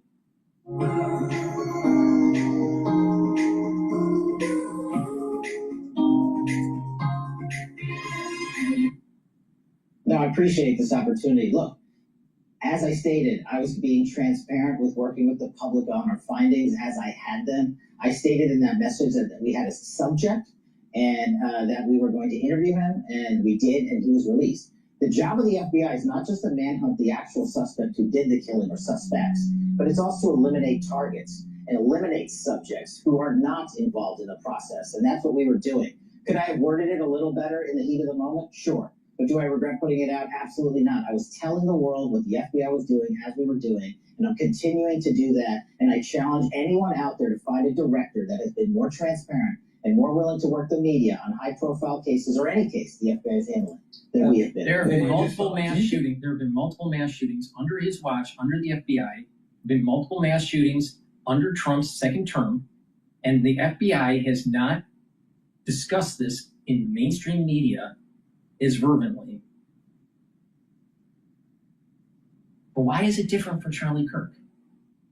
Is it because he's a conservative? Because he was tied to the Trump administration? Because he had such inroads? Because of the establishment? And that establishment has a lot of money? And that the ground zero of that money is Greenwich, Connecticut? Through the Greenwich Republicans? Is that what it's all about? So if your church next to you gets blown away by a mass shooter, you won't get the same response? Something's weird about this.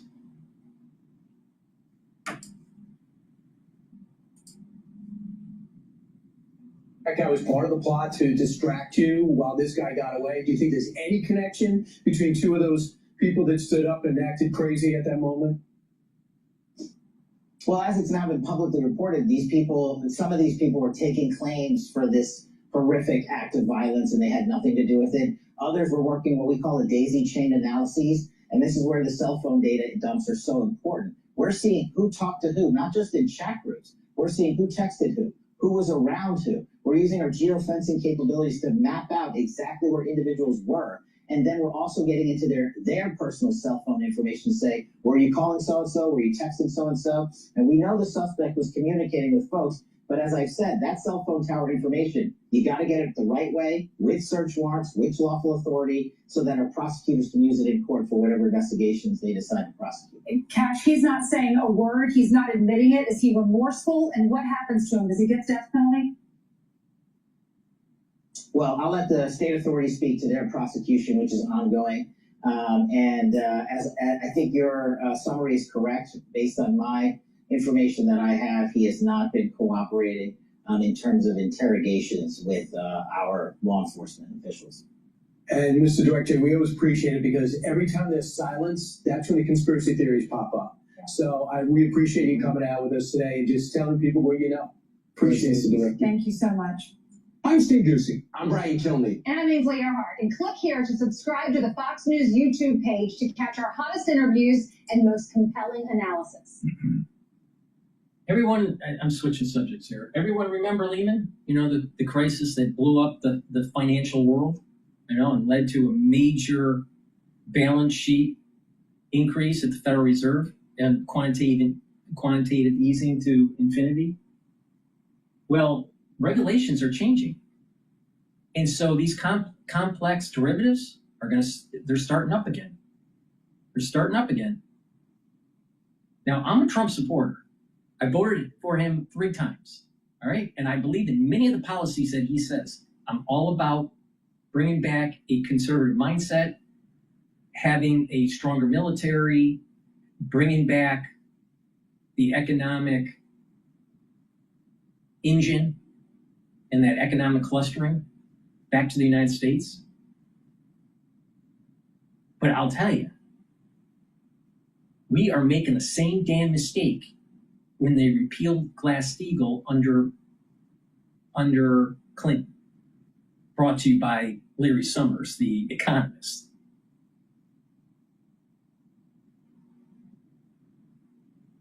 This is a bad idea. Now, a lot of people will be making money in 3, 4, 5, 6 years, but then they'll blow up the economy. But Trump will be away. Trump will be done. He'll be like, the economy was great when I was in. Well, I don't know what happened. Not understanding that his activities with deregulation with some of these derivative markets will actually lead to a pernicious effect that will blow up the economy in 6 years. Fucking dumbass. Dumbass.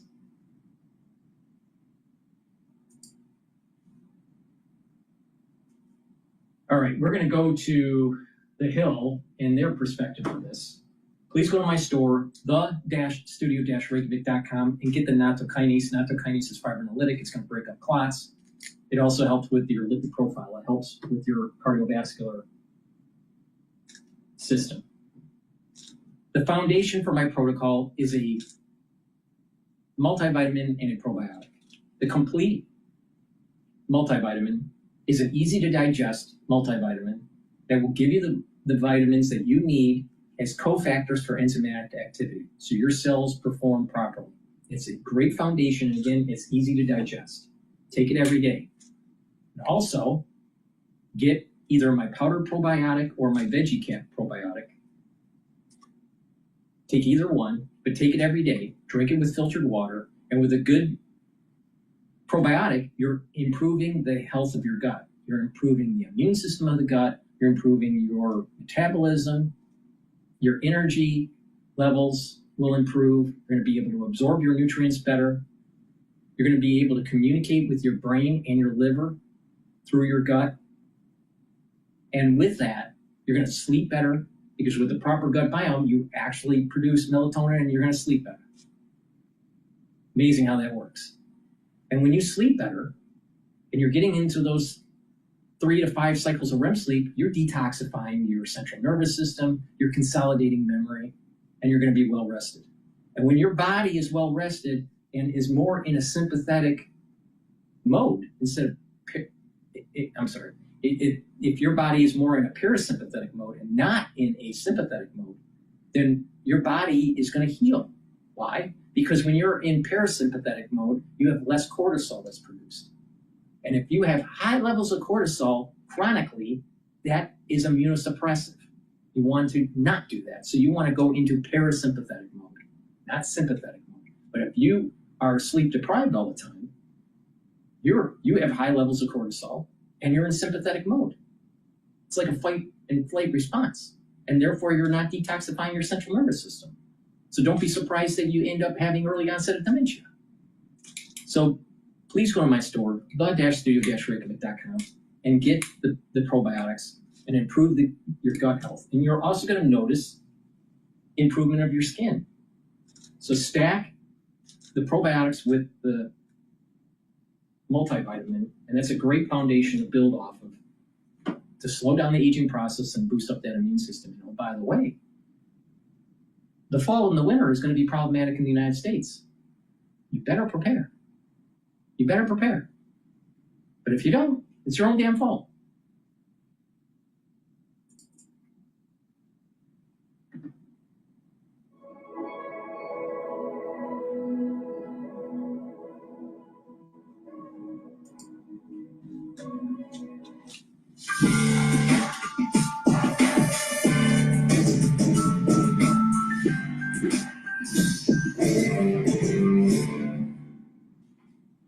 Good morning and welcome to Rising. Thanks for starting your week off with us, with myself and Lindsay. Nice to see you. Good morning. I meant to tell you, I saw all those invasive species all day. The lanternflies. Yes, and They're really bad. They were like in the doorway of my apartment. They're everywhere. Yeah, I'm over. They were in my apartment. And I don't want to drag everybody else who's not experiencing this, it's not in DC that's watching us, but it's a big problem. It is unpleasant. Well, coming up on Rising, I'll be discussing the tragic incident where ICE officials shot and killed a Chicago man after he allegedly resisted arrest. Plus, Pete Buttigieg is backing Kamala Harris by saying that former President Biden should have never run for re-election in the first place. And Fox News host Brian Kilmeade is apologizing after a questionable comment that he made on the network. But first, of course, Robbie, what's on your radar? Well, let's get to it. Just days after the shocking murder of conservative media personality Charlie Kirk, we are learning new details about his alleged killer, 22-year-old Utah man Tyler Robinson. Now, while there's some still contradictory information concerning his motivations and thus every reason to be cautious and to wait for further confirmation, authorities are claiming that Robinson was indeed motivated by what appear to be left-leaning grievances. Specifically, he disliked Kirk for spreading hate, and additionally, Robinson's roommate, who was cooperating with the authorities, was his boyfriend. Now, that roommate is a transgender individual. You notice if you listen to a lot of these TikTokers and all, and even on X, they're anti Charlie Kirk, and they say that he spread hate.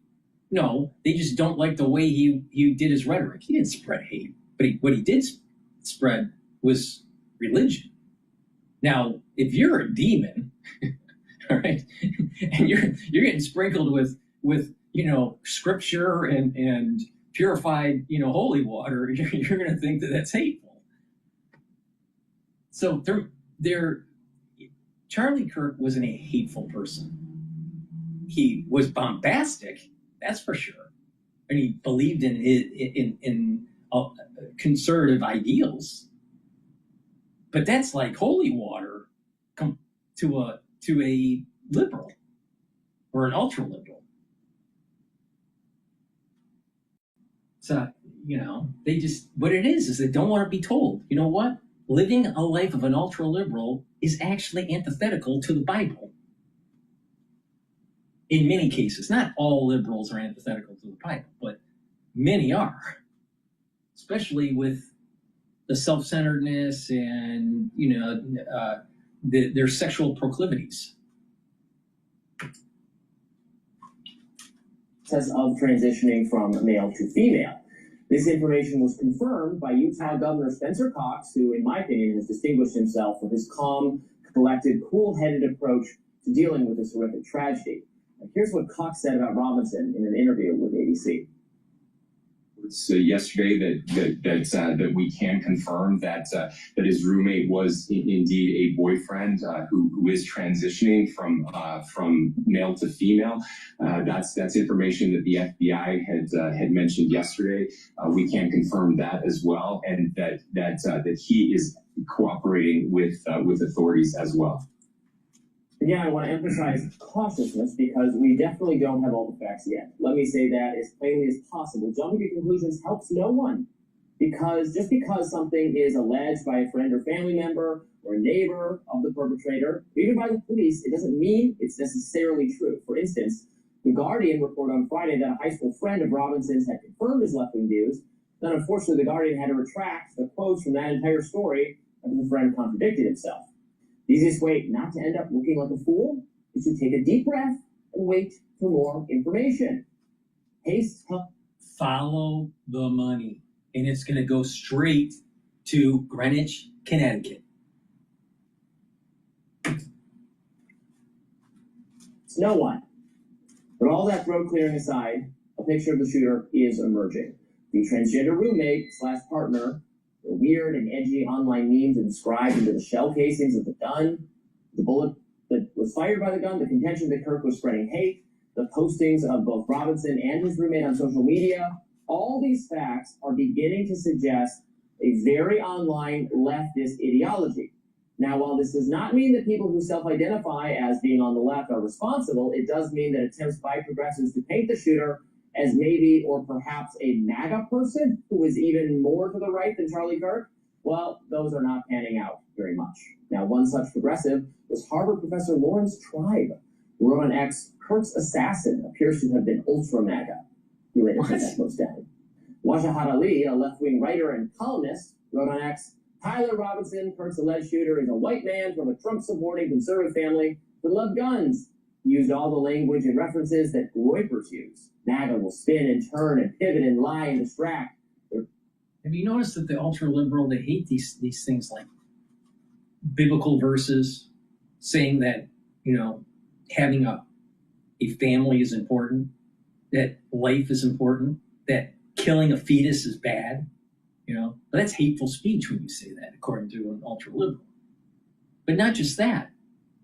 The Bible is based on a Kabbalistic concept that includes the Old Testament and the New Testament. It's all based on Kabbalah, all right?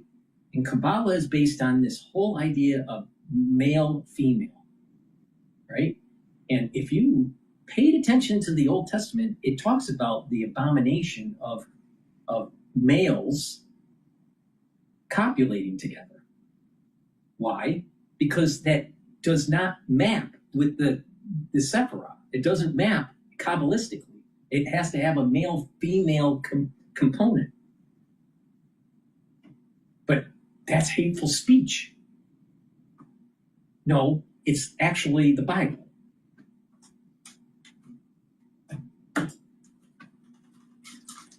Will believe it, but they aren't the majority.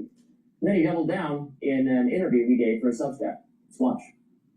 As I've been identified, allegedly, the alleged shooter is Tyler Robinson, 22 years old, white, straight, male, Christian, with a conservative background, Second Amendment supporter, experienced firearm. Cox said that he had a relationship with his roommate that is transitioning. So was he straight? No.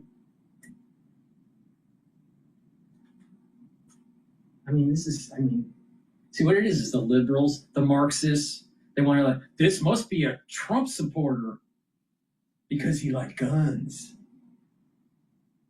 And so they want to demonize the Second Amendment, not realizing that our founding fathers said that the Second Amendment protects the actual First Amendment. And if you don't have the Second Amendment, you don't have a First Amendment. There's a reason why it's called the Second Amendment, to protect the First Amendment. Because if you have a government or a group of people taking away your freedom of the First Amendment, then guess what? If you don't have recourse through the Second Amendment, you will be able to have the First. Look at what's happening in Britain. They don't have a First Amendment. They don't have a Second Amendment either. So maybe the wisdom of our founding fathers had something on this. Maybe. I suspect that the average citizen in the United States, especially the average Marxist, educated liberal, isn't as smart as Hamilton. I could be wrong, but I don't think so.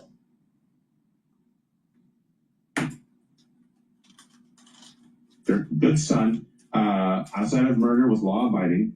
His household, Republican household, MAGA household, Blue Lives Matter household, Second Amendment right household, taught to shoot since a young age. And if that is all true, that his household was conservative, but he goes to school, he goes to university, he's hanging around with the wrong crowd, a bunch of blue-haired liberals.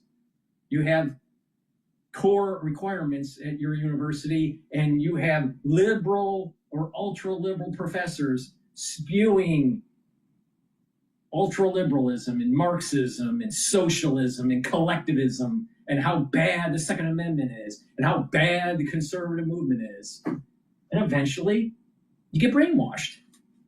So maybe he's proven the point that maybe higher education is the problem. Ex-sheriff convinced Tyler to turn himself in. Well, in case you don't know, the Breakers are an online far-right subculture that dislikes Charlie Kirk and other more mainstream conservatives for being insufficiently anti-Semitic. If Robinson was a Breaker, this would somewhat change the media narrative, of course. Although, as I pointed out, it's theoretically possible he could have been both far-right and far-left at different times, even at the same time. You don't have to have some neatly sorted out political... I don't understand this Groiper. I don't understand this term Groiper. I mean, maybe I'm just old-fashioned. But why don't we use the regular English dictionary and, describe things the way most people do instead of having some sort of generational jargon? What the hell is this? So we got a society that doesn't even use the English language anymore.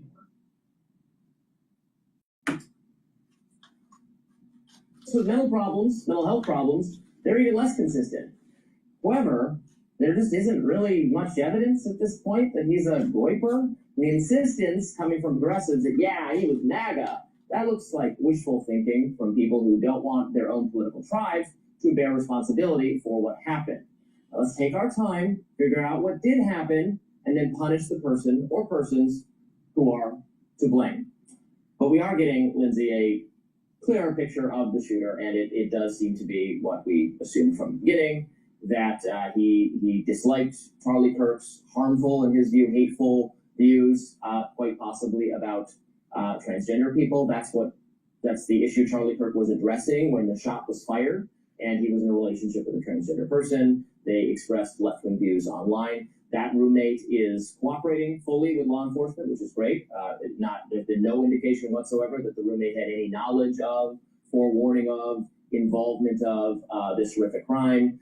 And is cooperating, and that's great. The alleged shooter is not cooperating, has not confessed to law enforcement, so we will still have to spend some time gathering information, but that's where we are.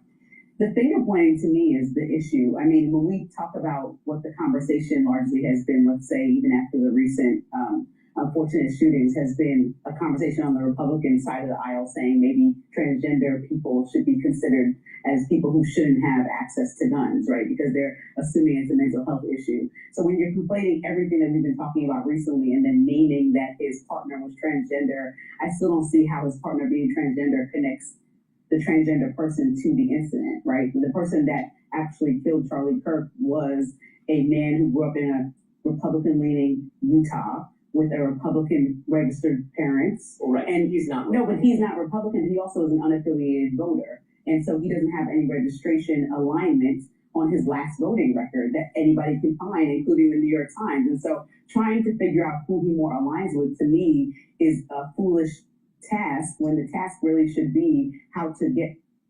The task should be look at the university and the classes that he's taking and the teachers that are teaching him.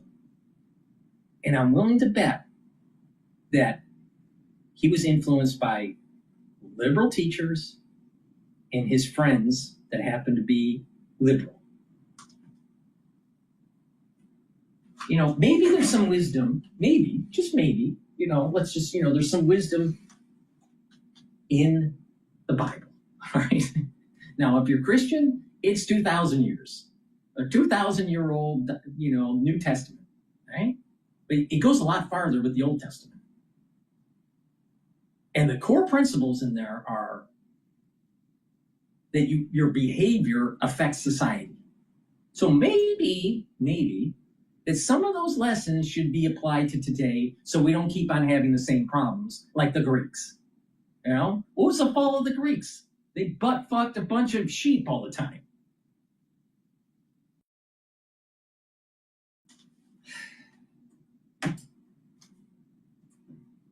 Criminal the maximum punishment that they deserve for killing someone. And I see the discourse online, but I don't see how this contributes to the conversation because both of us have friends on both sides of the aisle, and both of them have seen these friends condemn this. And so when I look at online, we're bolstering the narrative of negativity and that people were actually saying that somebody on either side of the aisle should condone this. But what I understand in real life to be happening is that nobody wants to see somebody get executed in this way. And so that's why I don't understand why the top leaders that are supposed to be quelling the noise right now. No matter if you're Republican or a Democrat or a liberal or a conservative, you should never have your speech silenced by an assassin's bullet. Never, ever, ever, ever, ever. But when it does happen, society needs to really start thinking about perhaps the other side is pushing so many buttons that we're moving towards civil war. Are we moving towards civil war? I would say yes. Now, some people would, you know, or be a little bit more optimistic. Maybe the glass is half full and half empty. And depending on what your personality is, depends on if you're an optimist or a pessimist. But we're moving towards civil war because we don't have civility. Now, if you want to look at the ideals of the Constitution, it doesn't align well with ultraliberalism. Doesn't align well with collectivism. It doesn't align well with Marxism. So as the ultra-left keeps on pushing, it will create a tension that leads to further conflict. And it's the right and the obligation of the citizenry to protect the Constitution. Period. We're not there yet. But I can see that this incivility is leading to civil war.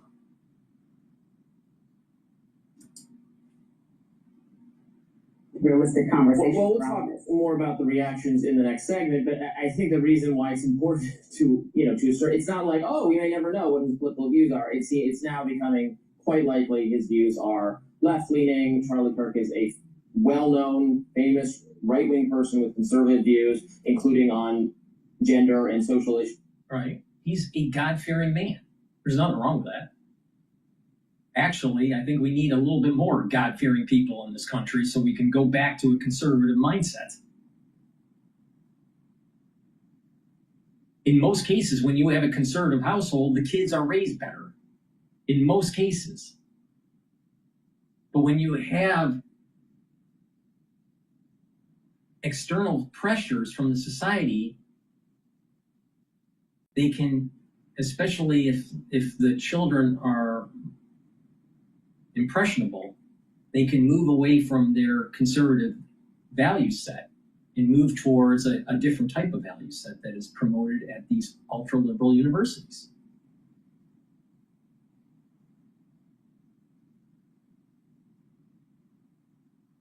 And when you look at children today, they don't look healthy. They don't look mentally healthy, and they don't look physically healthy. And there's a slew of reasons for it. The scheduling in pediatrics, that's a problem. The food,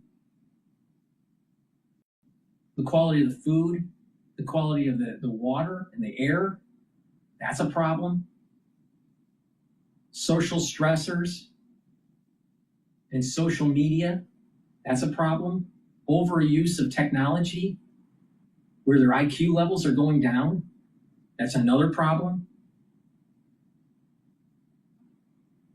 I mean, it's proven that Meta, and it wasn't even Meta back then, it was Facebook, but Facebook did research internally to find out how do you have more clicks. See, the internal structure of Facebook was different competing teams had to show that user engagement 6 days out of 7 had to be going up. There was pressure to do that. So they, at the very beginning, created better features on their app, better features on Facebook. But then it met an S-curve, and user engagement didn't grow. So they had researchers come in, like Ph.D.s, coming in to actually analyze what would you need to do. And it ended up that it had to go dark. It had to be negative to be able to get more user engagement. And they did that. And they created algorithms that promoted the negativity. Same thing happened with Twitter. Same thing, if you watch X, it's the same issue. So these social programs, this social media knows that it gets better user engagement with low context negativity. Low context meaning short videos or negative memes to allow for the doom scrolling. So does that help your kids? No, it makes them stupid. Literally, the IQs of these kids are going down, not up.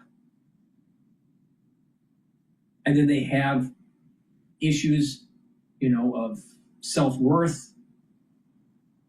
They become depressed. They try to find some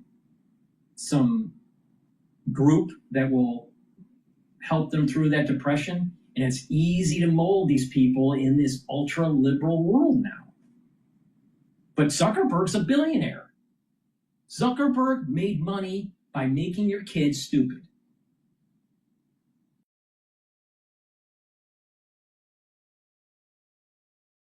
Is that right?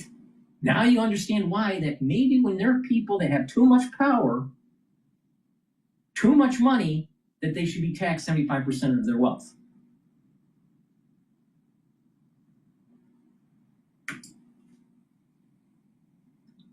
And we now have reason to believe that's what would have motivated the shooter. And that's important, especially when left-wing people or progressive people like Wajahad Ali and others are saying, oh, no, well, he said, he came from a Christian family, a white family, he's straight. Well, the only pushback that I would say is, I was looking through all the time. So I wanted to make sure, because I know and can acknowledge that a lot of dialogue is used around President Trump and other Republican leaders by Democrats, the word fascist, the Gestapo, all these conversations that we're having. So I looked up how many times Republicans are doing it, and it's pretty equal. Like, we look at Ben Shapiro, he's called the Democrats fascist. We look at Marjorie Taylor Greene, she's tweeted fascist. I mean, don't quote me, go check.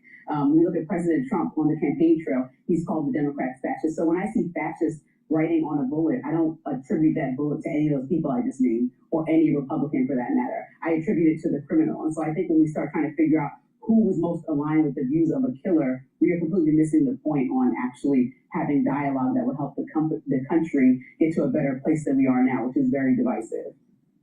All right, well, we'll discuss that more in our next segment. Coming up, conservatives are orchestrating a mass firing campaign against social media users who celebrated Charlie Kirk's death. Is that appropriate? We'll debate. Stay with us. Please go to my store, the-studio-reykjavik.com. You're going to need to get the lozenges and the drops. Why? Because the fall and the winter is coming, and you're going to need to be prepared. Now, maybe you're not paying attention to the news. Maybe you're not even paying attention to your wastewater. But guess what? Something's coming, and you better be prepared. Please go to my store and get the drops. The drops are smaller than the lozenges. You get 100 in each bag.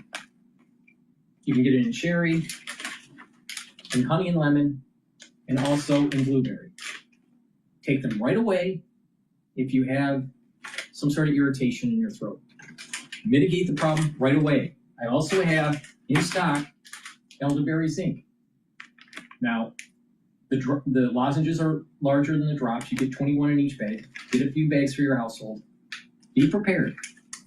Have some at work or at home. You're going to need it. Trust me, you're going to need it. But you may not want to pay attention, and then don't be surprised if something happens. Vitamin C and magnesium helps with your skin, your immune system, and your brain function. Magnesium is super important, and guess what? In 5 years, you're going to know about 30% of the people that you know that are 40 years of age or older. They're probably going to get early onset of dementia.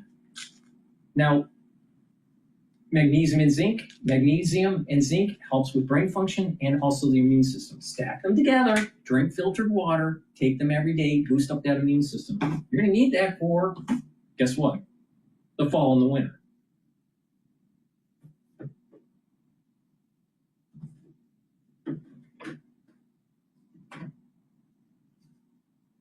Olive leaf extract, dual purpose supplement. It's going to bring down inflammation and help with your lipid profile. It's going to help to bring down LDL levels and increase your HDL levels. That's super important. You know why? Because less plaque formation at the vascular level. And by bringing down inflammation, you're also boosting up your immune system. So please go to my store, the-studio-reykjavik.com, get the olive leaf extract, take it every day, boost up that immune system, and help with your cardiovascular system. And when you're doing these things on a regular basis and eating properly and doing the 4 modalities of exercise and getting proper sleep, proper mindfulness, stay away from the screens all the time. I got too many screens. But when you do this, when you have a holistic approach and you follow the supplement protocol, you're going to notice that you're slowing down the aging process and your immune system is improving. And that's super important, especially in the aftershock of 2020. Now, you can take my advice or don't take my advice. I don't care. But what I'm saying works. Please go to my store, the-studio-reykjavik.com.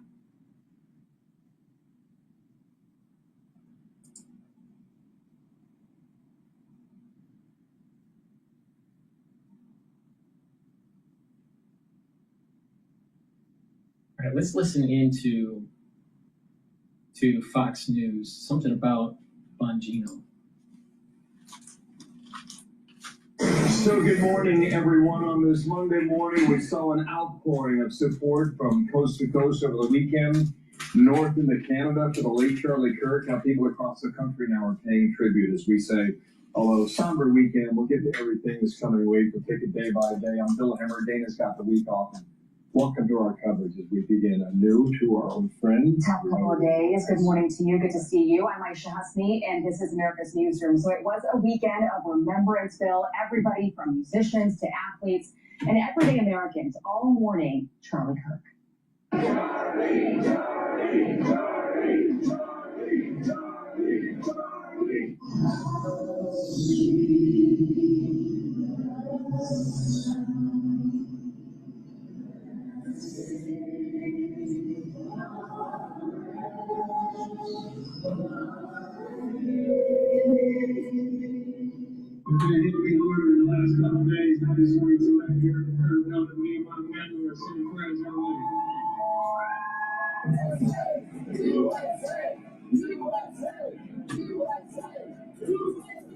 So now we know that Charlie Kirk's memorial service is set for Sunday in Arizona. President Trump will be there. It will be held in a football stadium where the Arizona Cardinals play. Capacity 78,000 possibly. This is Charlie Kirk's widow, Erica, reacted to the assassination on Friday evening and then sent out. Do you think that happens for a normal mass shooting? Do you think that happens to a normal assassination of the freedom of speech? Charlie Kirk was well connected to money, East Coast money. There's more to the story here.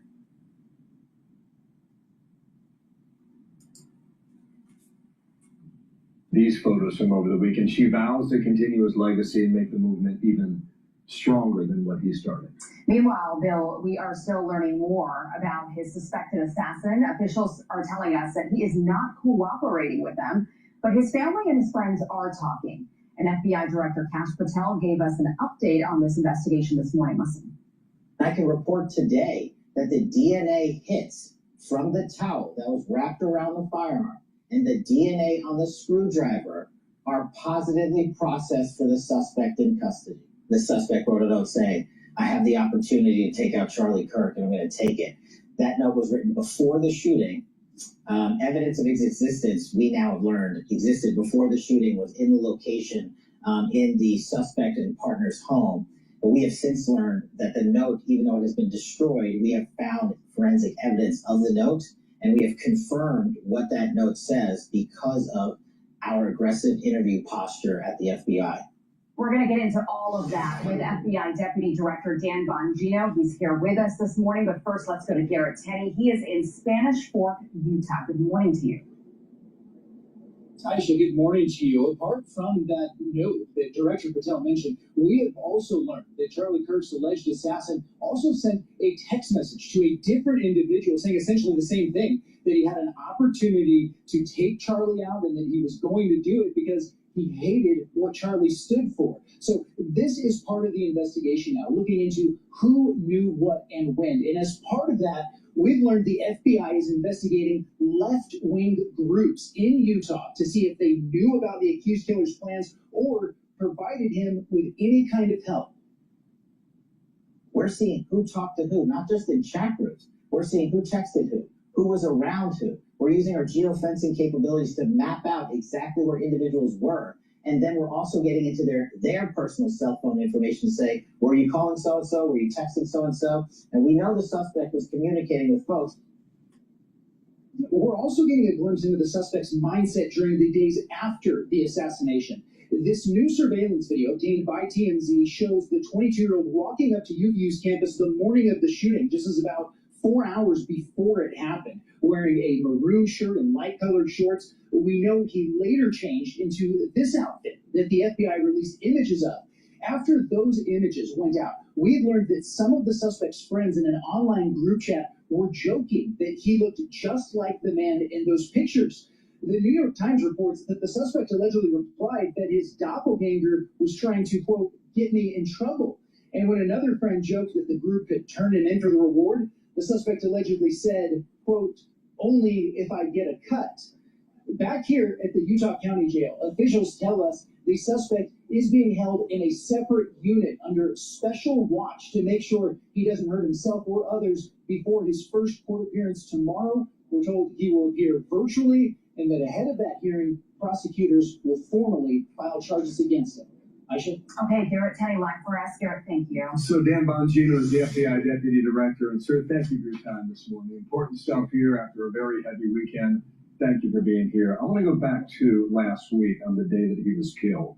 Try and clear up a few things as best we can. Did anyone in that crowd aid or assist this assassination? Well, that's what we're looking into now, Bill. Obviously, we have a suspect in custody. It's quite clear. That's why I'm here discussing this individual. However, if this was a larger effort, there was any aiding and abetting, whether it be financial, whether it be someone who knew the specifics of it and failed to report that. As you heard the director say this morning, we as an FBI, our team, along with our state and local partners, are looking into that. We have a lot of technical capabilities, a lot of good investigative capabilities, where we can scrub that entire network, whether it's OSINT, open source intel, through social media that people posted publicly. We'll be looking at that. We'll also be dropping a lot of paper, a lot of subpoenas out there to take a look to see if there was any extended network. But I want to be clear, there are things I can say, as you well know today, and things I can't. I don't want to get ahead or jeopardize the investigation. But what I can share with you, Bill, I will. We are clinging to transparency here. This is the era of the Cronkite and Jennings generation is over. New media now is media. And we want to be sure we can do everything in our power to share what we can, when we can, while still balancing the needs of the investigation. Okay, I heard Kash Patel 90 minutes ago in our program. We'll get to just a couple of things that he made news on, but first I want to drill on this. Is there any connection at all between the person who was asking the question about mass shooters and trans killers, or was that just a stunning coincidence when that single shot was fired? Well, we're investigating that. don't want to say conclusively right now if there was a connection or not. Sometimes Charlie was known to speak out about these issues. He was a powerful voice. It's not terribly uncommon for him to get questions like that. However, we are looking into that, any potential connection here. Okay, so I'm not drawing conclusions from your answer, but you're saying it's a possibility. Is that what I hear you saying? We're looking into everything, though. There's not going to be a stone left unturned if there was anyone involved who aided or abetted. I can't say that in strong enough terms. Every single FBI asset on this team is being applied and used in this investigation. Okay, after he fired that single fatal shot, we've got the video of him jumping off the backside of the building. Where is the gun when he drops 15 feet down to the... I'm telling you, someone that has a lot of money picked up the phone and told Trump that they want this investigated, like heavily. They're acting much different than usual, in usual circumstances. Oh, wow.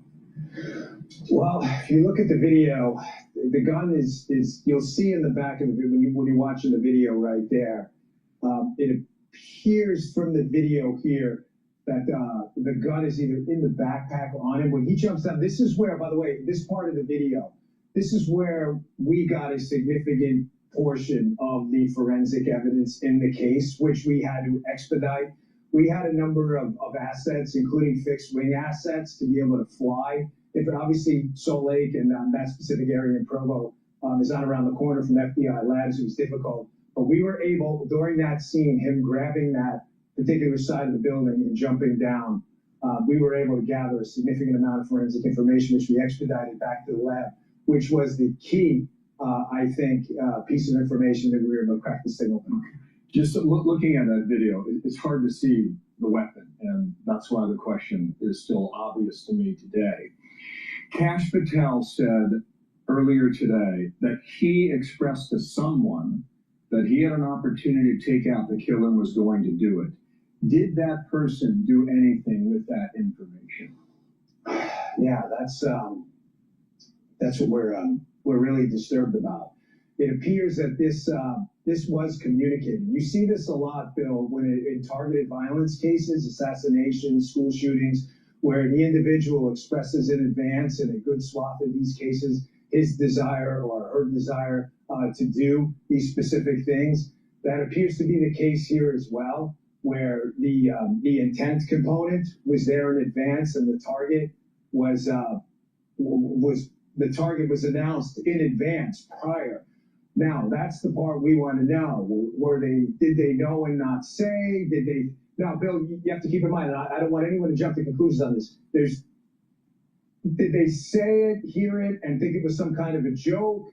That's what we're trying to find out now. But I promise you, if there's a larger network here, we're going to get that out to the public as soon as we can. We really are. Okay, the reason why this is really important to your investigation, understanding motive that I'll get to in a moment here, is that I believe that if I've got the dates right here, that event was announced 1 week before it happened.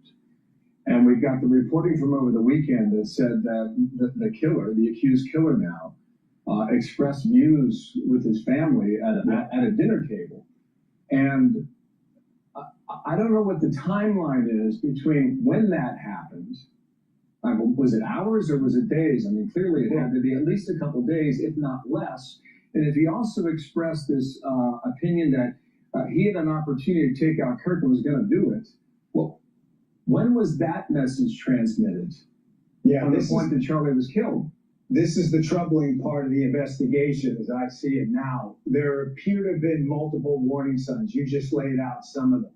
There were people in his network, friends and family, who had stated that he had become more political, that he had become, at some parts, I believe some of his coworkers had stated that he had kind of detached himself when the topic of politics came up and walked away from them. Family members said he'd become more political, leading us to believe that this ideology had infected him and had taken over. And he was just intent, it appears, from the data we've accumulated and the channel and that note, which we have some evidence may have existed before based on the communications in that channel, that his target was obviously going to be Charlie, and that people knew in advance. The question is, again, I just want to go back to what you had asked before.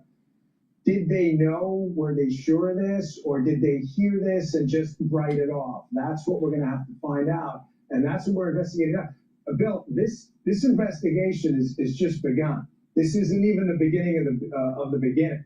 You know, yes, we have a subject in custody. You know, everybody's innocent until proven guilty in our constitutional republic. However, this is not done by any stretch. Our men and women out there in the Bureau have worked tirelessly all weekend. I just got back to D.C. Last night, and Cash and I were out there on the scene. We walked the scene. We went through every single component of it. We saw the evidence up close and personal, and we went out there to be able to make command decisions with our team on the ground. And I think the process, although not perfect, of course, I think the process went pretty well, considering we got him in 33 hours. Okay, yeah, I respect the process here too. The governor, Cox, said he had a leftist ideology. I don't know what issues were important to him. Maybe you can share that with us today. And Kash Patel said, if I got this right, he said, I'm looking at facts, not motive. What's the working theory now as to motive? Well, I think it's pretty clear based on the statements of family members, friends, and some of the messaging we have on these digital footprints left behind, that he clearly had some obsession with Charlie Kirk. Charlie Kirk is obviously a conservative commentator. That's no secret to anyone out there.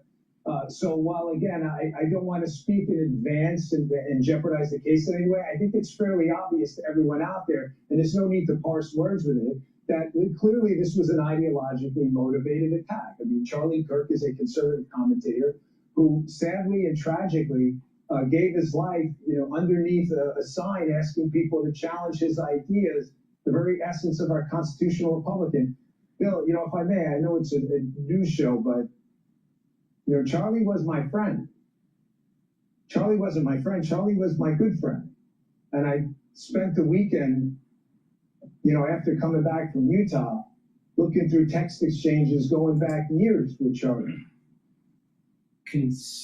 Conservative pundits, especially the ones that went towards a independent channel on YouTube or Rumble or whatever, they're interconnected. And that interconnection is tied to the funding mechanism in Greenwich, Connecticut, under the Greenwich Republican Party. But keep in mind that there is a faction within them, the America First faction and the Prescott Bush faction. And it's kind of hard to believe he's not here. So, this has been hard for everyone. And I think it's fair and appropriate for every one of the taxpayers who finances your FBI to ask questions about everything. You know what? It wasn't perfect, but it should be. Next time we'll try to make it more perfect. But I just ask everyone to keep in mind that both Cash and I, this was very emotional for us. We had to put that aside. We had a job to do. And when everything settled down and finally got a little bit of sleep last night, it hit me that, Charlie's not here anymore. And that was tough for everyone. So I'm not asking for anybody's forgiveness for missteps here and there. We got our guy in 33 hours. Everything, we're going to go look at everything when this is done. And next time, when there's a crisis, what we can do well, we can do better. Now think about it. Better, we can do it. Now let's think about it. You have people that are billionaires in Greenwich, Connecticut, richer than you will, than all of your family and all of your friends combined times 1,000, or maybe even 10,000. All right? Don't you think some of them are Freemasons? Don't you? Don't you think? So these codes like 33 and sharing the information out there is to make sure that they're telling the establishment in Greenwich, Connecticut, that certain things are happening? Now, that sounds conspiratorial. That sounds like really weird stuff, but it's very possible. It's very possible. And there's a lot of people out there that think that there's like this major cabal against against America that's, you know, tied to Freemasons and all this stuff. You ever wonder that maybe America is still floating is because of the Freemasons? You ever thought about that? That it's quite the opposite? It's actually a fight against ultraliberalism? Maybe it's also a way to maintain the Constitution? Because guess what? Our government is based on Freemasonry.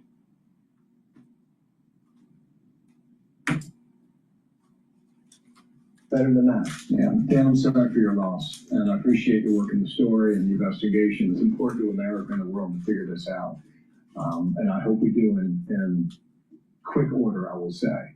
But thank you for coming on. Thanks, and let's get it right. Thank you, Dan. Thanks. I'm Steve Goosey. I'm Brian Kilmeade. And I'm Ainsley I'm telling you, there are people that are very powerful, and they're hunting. They're hunting. It's going to get really interesting. Please go to my store, the-studio-reykjavik.com, and get the lignans. This will bring down inflammation. It's going to help with your endocrine system and your immune system. And it soaks up free radicals. Boost up that immune system, especially for the fall and the winter. Turmeric soaks up free radicals and brings down pro-inflammatory cytokines. It boosts up your immune system.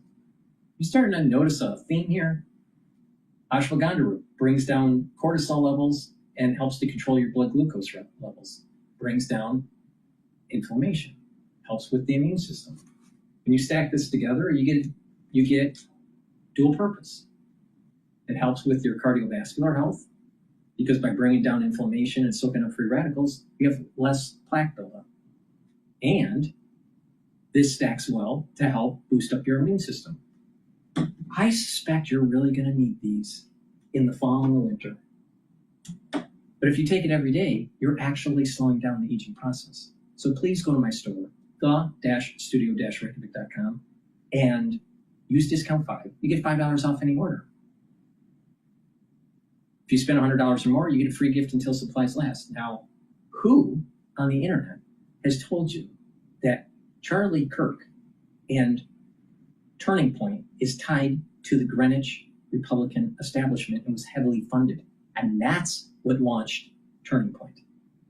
Not some just some grassroots movement. It didn't work like that. It didn't work like that. Oh, and guess what? Stephen Bannon's tied to it too.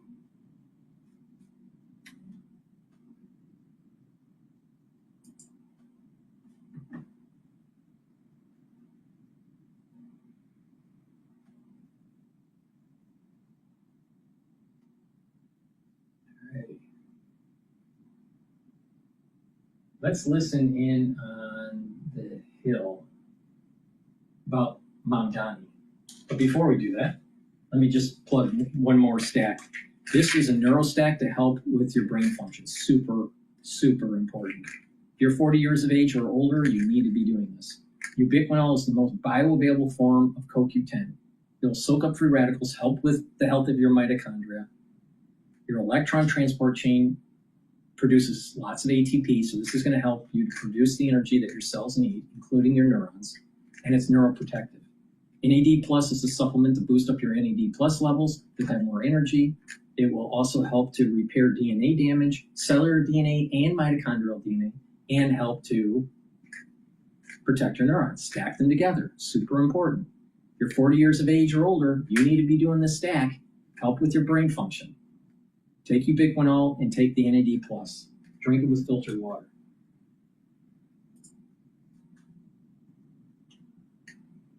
Perhaps the best one to tell you about who lives here would be me. Brought here lovingly back in '93. For the Bitchute 4th Mamdani channel.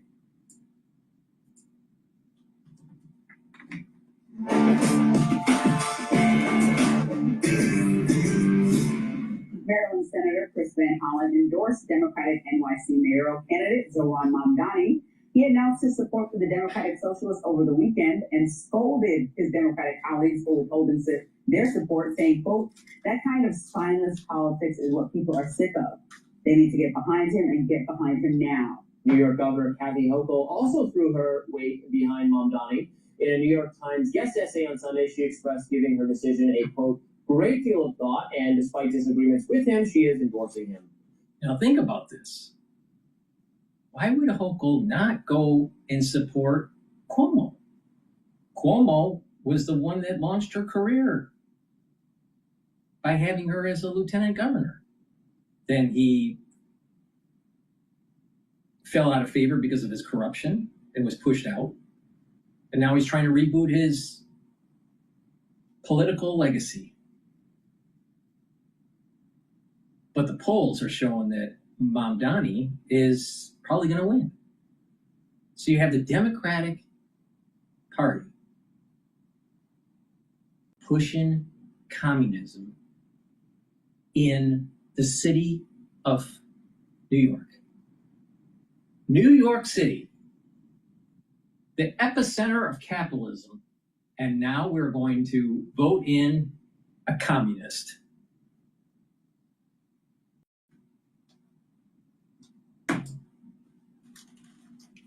President Trump reacted on Truth Social this morning, calling Mamdani little communist, adding, quote, "This is a rather shocking development and a very bad one for New York City. How can such a thing happen? Washington will be watching this situation very closely.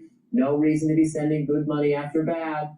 The reaction comes. Trump and his allies are reportedly trying to thwart Mamdani's chances to improve former Governor Andrew Cuomo's chances, but that's not going to work very well. The part of it that tickles me the most is that President Trump is so deeply involved in this local race. And I understand he has businesses and owns property there. The point is that he is just so involved. I mean, to the point of reportedly trying to offer jobs to both the Republican candidate and Eric Adams to get them out of the race, to have Cuomo, I know they both said no, but reportedly, but also to get Cuomo to win, who's also going to be a Democrat, who also is supposed to not be that closely aligned with him because Democratic voters don't like Cuomo as is, but then also if he's aligned with President Trump, that probably lessens his chances, although they've been friends for 40 years.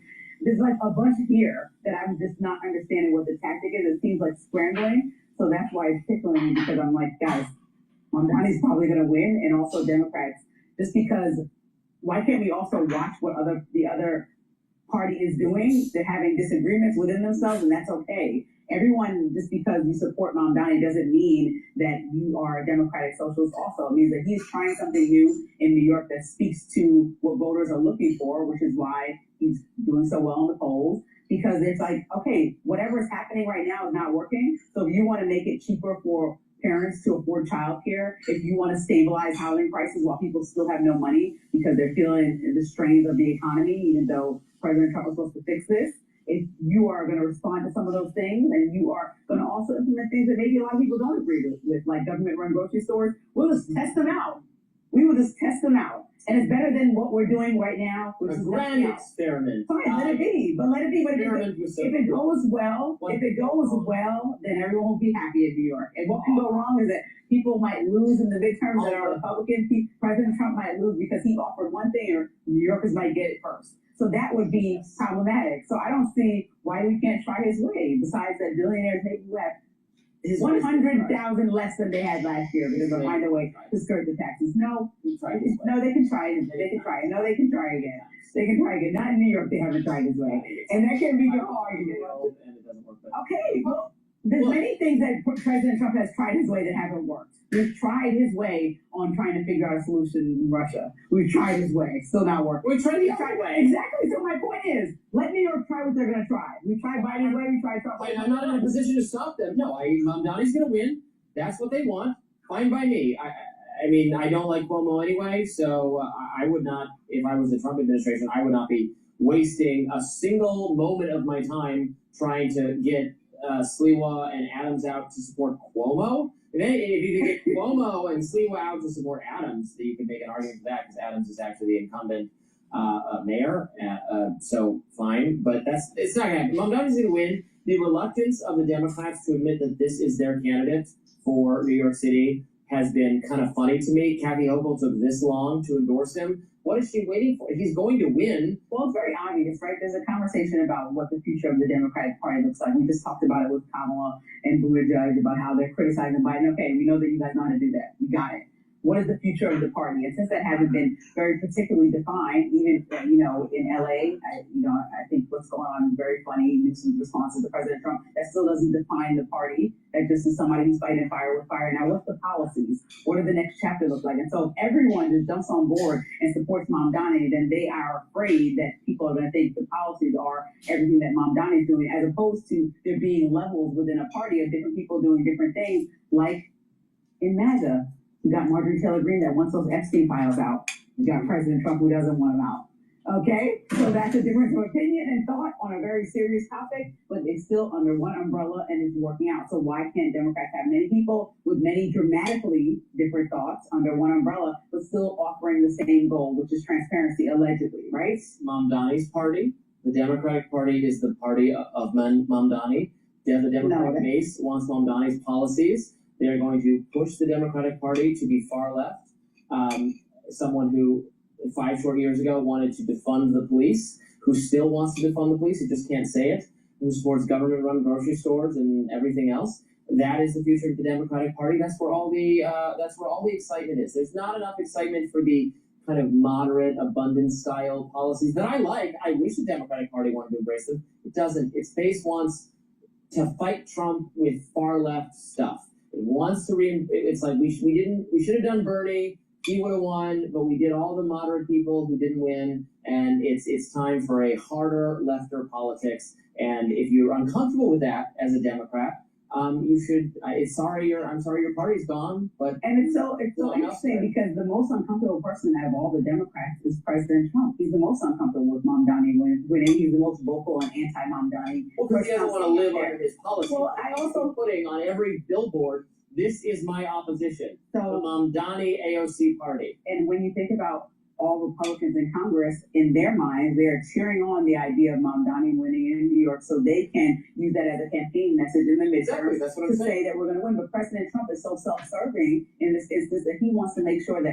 Mamdani doesn't do anything that affects his real estate and business in New York. No, he's not. Not the word compassion with Elon Musk and President Trump. There are many things. Compassion that doesn't really fall in the wheelhouse of those two. Their hearts are so big. No, you're a fraud, Rob. You're all of their population. No, his wallet is so big that he doesn't want Mamdani coming in there and taking some money out. Okay? And so that's the problem. But some New Yorkers do. You don't live in New York. You're not even fond of New York. So everybody, President Trump, who's worried about the whole country, should worry more about the rest of the country and everything else he has on his plate, like fixing the economy for most Americans, so that Mamdani is not trying to figure out a way to fix the economy in New York, because New York feels it more than a lot of other cities because of how expensive it is there. Me and my wallet are going to stay here in the District of Columbia, where we are safe from thieves, be they street vandals or the kind of vandals that reside in the highest halls of government, where the real robberies take place, the robberies of the citizens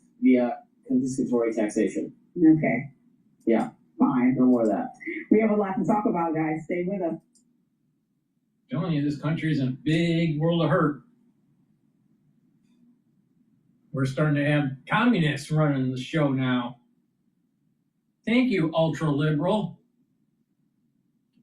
for taking away God, country, and family out of the ethos of America. And now we got communists.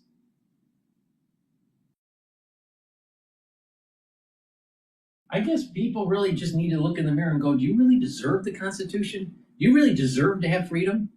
Maybe you should just live in tyranny for the rest of your life because you weren't willing to fight for it.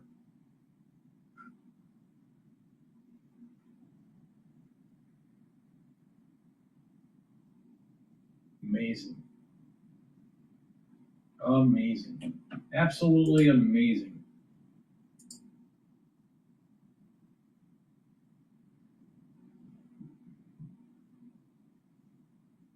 All right.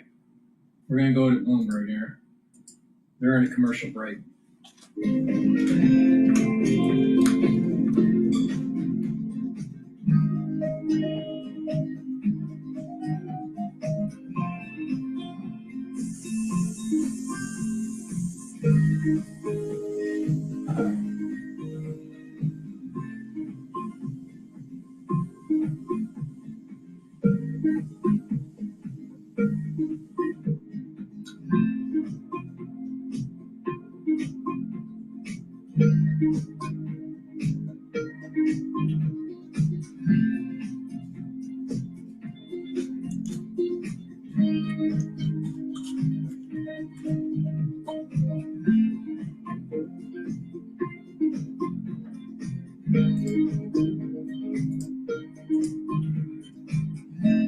While we're waiting for Bloomberg to come back online, please go to my store, the-studio-reykjavik.com, and get the Clarity Factor. Clarity Factor gets rid of brain fog. It's going to help to consolidate memory, detoxify your central nervous system, and you'll be well rested and you'll have energy. Now, what this does is that it's going to help with supporting that memory and building those dendritic connections. When you have those dendritic connections, you're going to be able to think faster, and you're going to have better memory.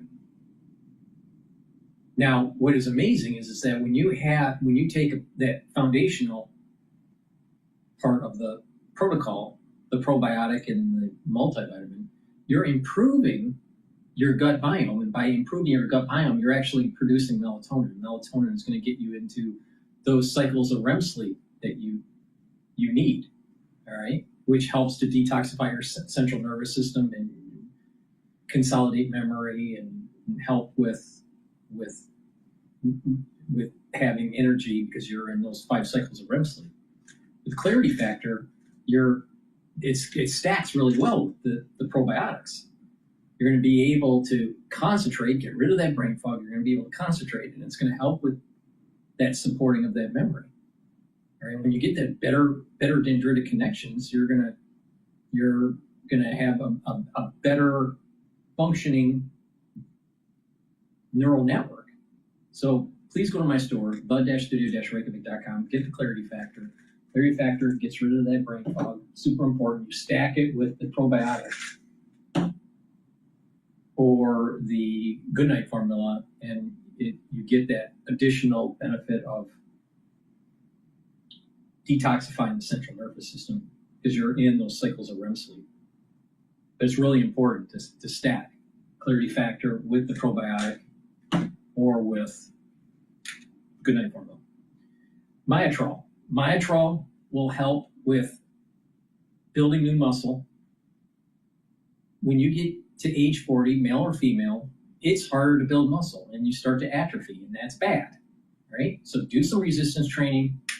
Take Myotrol that has polyphenols, flavonoids, and lignans to help with the gene expression to build new muscle. Take it every day, drink it with filtered water.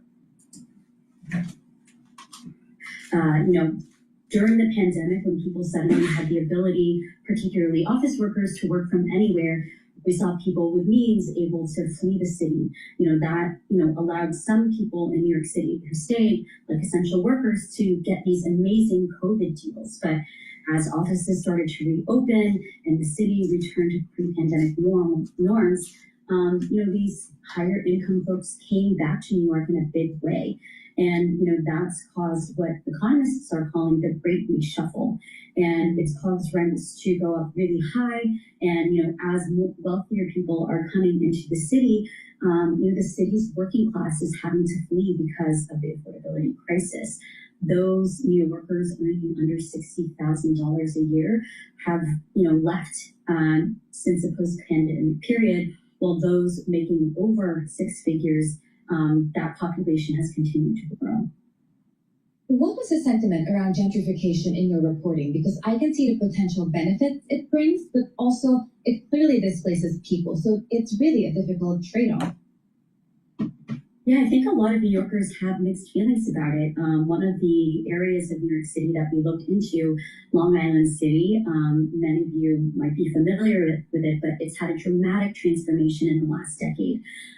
One person that we talked to that's been a resident in Long Island City since 1989 talked about, when she first moved there, it was a community that was, largely industrial, backwater with a lot of artists. And, while they wanted to, have that investment, have more housing and have, more infrastructure in Long Island City, what's being built there instead are these, high-rise luxury housing, and it's driven up the prices, and it's forced, folks in that community that have been there for a long time to, move to further in the outer boroughs of New York City or outside of New York entirely. I feel like housing, especially in New York, is one of those really sensitive topics that it really hits on a nerve. I personally am a renter. I live in the city and I read every story that you write because it really affects me. Are there any comments that you receive after publishing this story, whether it's positive or negative, or people just resonating with the topic? I think what's interesting is, part of why we wrote this story is that, there's a broader swath of New Yorkers that are feeling squeezed by rents. Everyone, has felt that, rising rent prices have been a pain point for a while, but I think we're starting to see, across New York, and also it's being reflected in, our politics right now that, rent affordability has become a huge issue. All of the mayoral candidates have, a plan to tackle the housing crisis, that it's something that's on the top of everyone's mind. And I think at this point, everyone knows that there's a need for change, and that there needs to be, this needs to be top of mind and needs to be tackled immediately. We have a suggested question from one of our listeners. Do your sources suggest that the affordability crisis will be temporary, aka linked to post-pandemic dynamics, or will this be a new normal in NYC's rental market? I'm very curious to know the answer to first from you. Very quickly, with around 30 seconds left. It's really difficult to say. One of the things that we talked about is interest rates and people not being able to transfer from the rental market to, to ownership are keeping pressure in that market. But if we see, mortgage rates come down, that could relieve some pressure. But at the end of the day, New York City is a city of 8 million residents, and there's just simply not enough housing, and it will take a long time to ease the affordability pressures. We just need to. All right, thank you so much. That's Paulina Cottrell. She covers New York real estate for Bloomberg. She published a big take story that was really well read because it really touches on a lot of nerves. We're looking at a market that's edging higher. We have the S&P 500 high by 0.4%. The Nasdaq Composite is also up by almost 1%. So for our listeners in the U.S., please go to my store, the-studio-reykjavik.com, and get the vitamin B complex. Vitamin B complex will help with the health of the mitochondria. The first 4 B vitamins helps with the electron transport chain, so it'll help with more ATP. And vitamin B complex will help with cellular metabolism and protect your neurons, so it's dual purpose. Omega-3 helps with cardiovascular health and also helps to prevent the red blood cells from sticking. You should be taking this to help with your cardiovascular health. Take it every day. And resveratrol helps with youthful gene expression. It's also an antioxidant, so it's going to help to soak up free radicals and help with the health of the mitochondria so you have more energy. And resveratrol helps to get rid of the senescent cells, because if they just sit there and they collect garbage and your tissues don't perform as well. So you need to get rid of them. And resveratrol helps with the basal layer for your skin, so your skin will improve. So guess what? Resveratrol is super important, and it's part of an anti-aging protocol.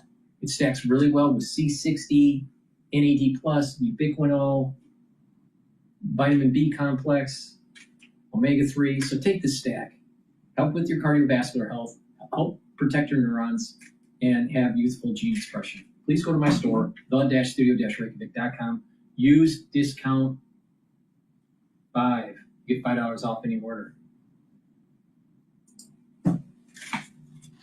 As well as the alleged admission to his father. Now to Israel, where America's top diplomat gave a U.S. show of support. Hamas needs to cease to exist as an armed element that can threaten the peace and security of the region, and the people of Gaza deserve a better future, but that better future cannot begin until Hamas is eliminated. Jerusalem reporter Linda Gradstein. Speaking after a 3-hour meeting with visiting U.S. Secretary of State Marco Rubio, Israeli Prime Minister Benjamin Netanyahu said the visit is a clear sign that the U.S. stands with Israel against anti-Semitism and what he called weak governments that are demonizing Israel. He said that President Trump has shown bold leadership and has made the U.S.-Israel relationship stronger than it's ever been. In Qatar, next stop for Rubio, Arab leaders today condemned Israel, noting the recent military attack on Hamas leaders in Doha. Ford has decided to move out of its iconic 70-year-old Michigan headquarters to a new high-tech complex. What became known as the Glass House was a high-tech marvel when Henry Ford II opened it in 1956, and American car makers ruled the road. Ford archivist Ted Ryan says times change. It was a 70-year-old building, and it's hard to keep 70-year-old buildings up to date and with the newest technology. So it was time to move on. Ford will demolish the Glass House after moving into its new 2.1 million square foot headquarters in November. Jeff Gilbert, CBS News, Detroit. Wall Street, right now the Dow is down 9 points. This is CBS News.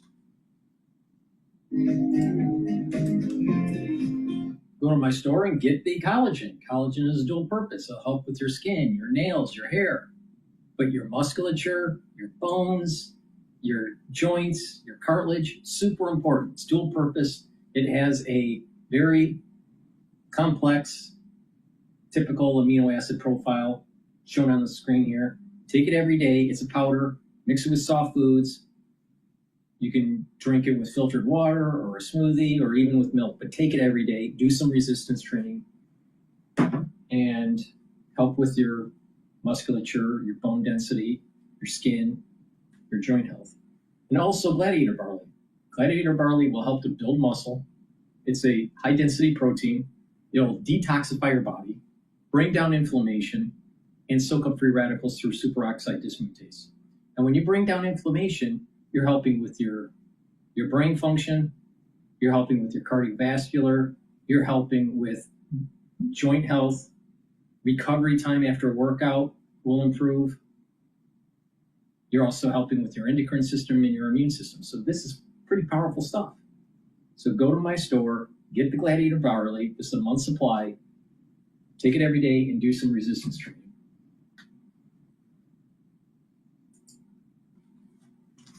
You gotta know, dry mouth, the nerves. How rattled did you get when you proposed? The palms were definitely sweating. Really? I'm an emotional guy, so there were a few tears here and there, but it's been an exciting ride up to this day, and I can't wait to spend the rest of my life with it. Chief Star got down on one knee last month. The pop star Natch said yes. Kelsey tells Andrews Taylor's brought excitement and a joy for life that made him a better man, a better person, and much more comfortable with who he is. Deborah Rodriguez, CBS News. Last Wednesday, Fox News host Brian Kilmeade suggested on air that mentally ill homeless people should be executed.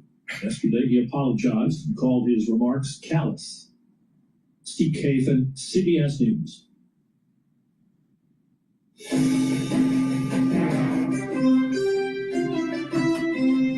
Live from Washington, D.C., this is Balance of Power with Joe Matthew.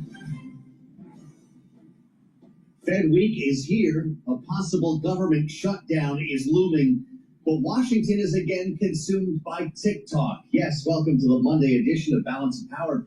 As Secretary Scott Bessent announces a framework deal to save TikTok, sell the company to U.S. interests only days before President Trump is set to speak with President Xi. We're going to unpack all of this with Bloomberg's Mike Shepard, and we'll be on shutdown watch with Nathan Bean at Bloomberg Intelligence. You know, he's running the odds. Governor Kathy Hochul endorsing Zoran Mamdani, as does Senator Chris Van Hollen, with some pretty chippy words while he's at it. We're going to get into this with our panelists. Mamdani edges closer to mainstream. G.D. Shanzano and Maura Gillespie from Blue Strategies will be with us.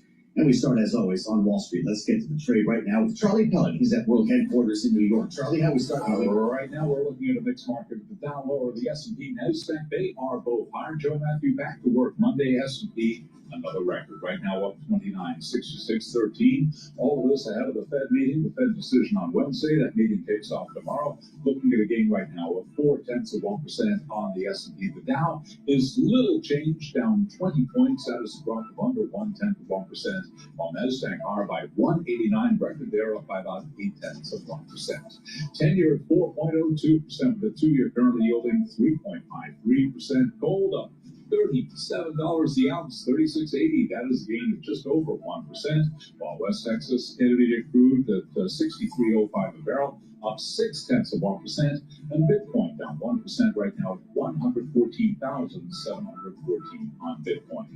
Tesla shares getting a big lift today, up now by 5.9%, getting a boost from Elon Musk. The stock higher after an SEC filing showed that the Tesla CEO purchased $1 billion worth of shares in the EV maker last week.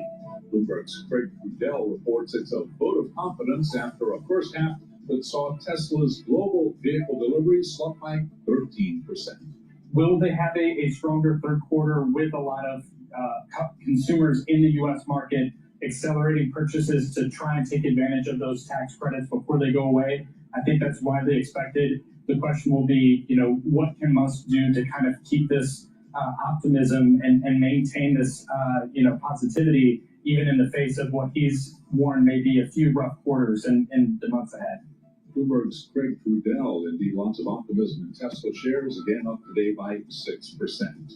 President Trump says companies should not be forced to deliver earnings reports on a quarterly basis, preferring a 6-month schedule to save businesses time and money. Recapping, S&P up 30, being now of 0.5%. For on-demand news, 24 hours a day, subscribe to Bloomberg News Now wherever you get your podcasts. Back to go to Washington, and once again, your host here is Joe Matthew.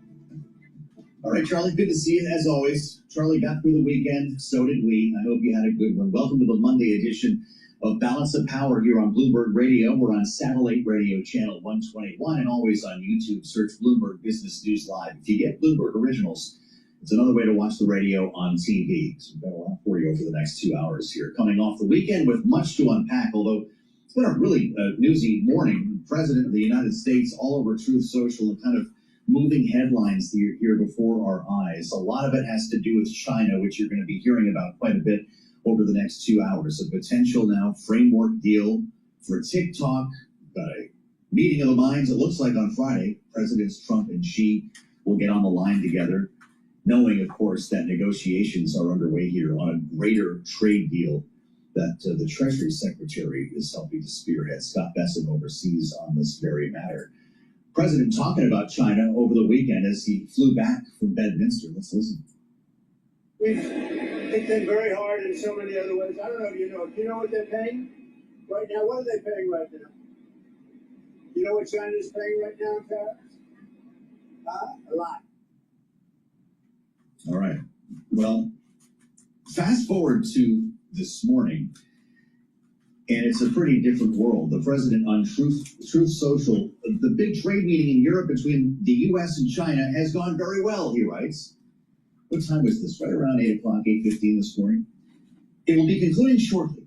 A deal was also reached, he says, on a certain company that young people in our country very much want to save. They will be very happy. I'll be speaking to President Xi on Friday. He says the relationship remains a very strong one.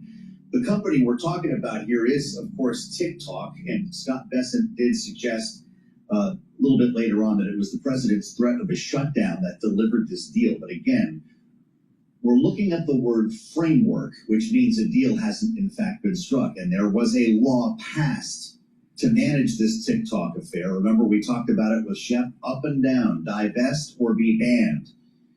And he's with us right now. Michael Shepard on a Monday here on Balance of Power in Washington, Bloomberg Senior Editor for Technology and Strategic Industries. Is this a shiny object to be consumed with while we're talking about many more important things, or is there actually a deal in the offing? That's a great question, Joe, and I think that's what we're trying to get to the bottom of right now. We don't know the terms of this agreement, and I'm glad you highlighted the word framework, because framework suggests there's a deal to reach a deal. And we all know that, especially in negotiations with China, nothing is agreed to until everything is agreed to. And the Chinese side, we did hear from them not too long ago. While they acknowledged the framework, they also made clear that they did not like the idea of politics interfering with their business operations. So we will see what the terms are, and they may not be hammered out, as you said, until that meeting of the minds on Friday between President Donald Trump and Xi Jinping. Just to bring everybody up to date, we all remember the block the talk and the law that was passed. Do we believe the administration wants to fulfill that law, in fact, meet the requirements of that law for a divestiture? Or do we need Congress to do away with it so the White House can make the deal it needs to? And this is another great question here, Joe, because the administration has signaled its impatience with certain requirements under the law, like does the new ownership of TikTok have to be completely American? The law specifies that it can be up to 20% owned. U.S. operations can be up to 20% owned still by ByteDance, but then there is a catch. The law really spells out that the algorithm, that is the recommendation software, that's the secret sauce of TikTok, that gets you the videos that you want to see based on your browsing and viewing habits, that's made it so predictable and appealing to its users. That algorithm has to be sold as well and cannot be part of ByteDance's control. So there really can't be an operational connection. There's, obviously the ownership of 20% is still okay. And then there's the algorithm. So all these questions remain up in the air. And then there is the valuation. This is going to be a pricey purchase for whoever wants to get in with the U.S. operations. They've been valued anywhere from 20 billion to 100 billion, depending on who you talk to, and depending on what goes along with it. This would be the most powerful advertising and media platform in the world if it's handled properly, which is why we are talking about it right now. But boy, the Chinese government has to sign off on this. So presumably Scott Bessent has a sense of what they're okay with here following this meeting. So they do, and they have been negotiating over this back and forth. The earlier rounds of trade discussions had not included TikTok as part of the conversation, really. They had other issues to get through that include some of the discussions on rare earth elements and some of the U.S. export controls that Beijing had objected to, including on advanced technology, such as semiconductors and semiconductor design software and things like that. And then, of course, the tariffs. We had the eye-watering 145% tariffs that are on pause right now from the U.S. Those kind of took precedence. But now they're down to brass tacks on TikTok. And, of course, when you talk about shiny objects, Joe, TikTok really has been one for the president. He credits the app with helping build his appeal among younger voters. And it was critical in his view to helping extend the MAGA brand to a new generation. And that's one that he sees as critical. And he has just shown some affection for the app itself. He is a showman in many ways. He has his own social media platform. And so he sees the appeal in this, as an offering, as a service, and has said he would rather not see it shut down. He did indicate over the weekend that he might be open to just letting it die if there isn't an agreement.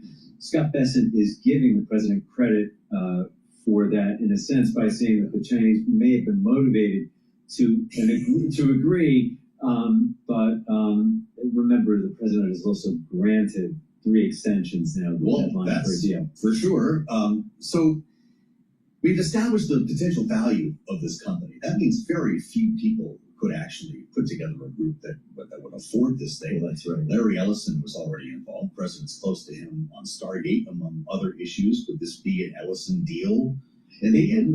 They would be involved in some fashion, Joe, because Oracle already has a business relationship with ByteDance and TikTok. Remember, they hold and handle and process the U.S. data. They serve as the data platform, in essence, on behalf of the app here in the U.S. And there are also other ByteDance-related services that Oracle provides outside the U.S. as well. But they have maintained that they are not a principal purchaser. So it'll be interesting to see who is in this consortium. We've reported that Andreessen Horowitz will have a piece of the action. Blackstone had been in this consortium that we had reported on previously, but in July we reported that they have since dropped out, and perhaps owing to some of the uncertainty that we've just been discussing surrounding how a deal might take shape, how it might work, how it could comport with that 2024 law that Joe Biden signed. Spending time with Michael Shepard, I have to ask you why you hear about this NVIDIA story coming out of China as well, because these headlines kind of bump into each other. It is all one story, Joe. Well, I guess so. In the throes of this negotiation, China has just ruled that NVIDIA violated anti-monopoly laws, going back to its acquisition of Mellanox Technologies in 2020. The stock looks like it's just about to turn positive. Does Wall Street care about this, or are we just gaining our way through this negotiation? I think they're gaining their way through the negotiation because it's unclear what the impact will be. So China has made this finding, so what will the consequence then be for NVIDIA? That's unclear. Yeah. And of course, NVIDIA and its CEO Jensen Huang certainly have Donald Trump in their court, and he may be pressing their case with Xi Jinping during the Friday call. Yes. And remember also that NVIDIA is trying to develop a new generation of AI chips that would work in the Chinese market, not be as fast or powerful as one sold here in the U.S., the hyperscalers that are American flag and based, but one that would be tailored for that market. So we'll see if that comes up in the talks as well. Pretty remarkable. Investors don't seem too worried about it. NVIDIA is now down only 20 cents, just a fraction of a percent. With the help of Michael Shepard, we'll see our way through this. Shep, thank you as always. Really important stuff about TikTok, and we'll have more on that a little bit later on in the broadcast. Nathan Dean is on. Please go to my store, the-studio-reykjavik.com, and get the silver gel. The silver gel is something that you're going to need for the fall and the winter, but it's a dual purpose. You can use it as a daily skincare. You can put it on a cut, an abrasion, or a minor burn and help to heal it. You can use it as an aftershave. If you're not feeling well or someone around you is not feeling well, especially in the fall and the winter, put it on your hands, around your eyes, around your ears, around your nose, around your mouth, lightly coat your nostrils. It stays active for 5.5 hours. Get some of this. Be prepared. Have some at home and at work. You never know when you need it. I also have deodorants that are dual purpose to help detoxify your body, and you use it as a deodorant. It's for males and females. It's made from essential oils from the Himalayas, very high quality deodorants, no aluminum, no baking soda, all natural. You can get it in citrus, and you can also get it in peppermint, lavender, and tea tree. Very high quality deodorants for males and females. Again, it will help to detoxify your body. And heirloom barley. Heirloom barley helps to detoxify your body, bring down inflammation, and soak up free radicals. It's a high density protein powder. Take it every day to help to improve the health of your body.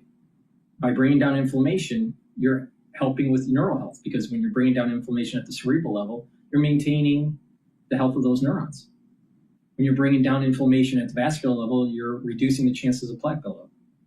When you're bringing down inflammation systemically, you're helping with your endocrine system and your immune system.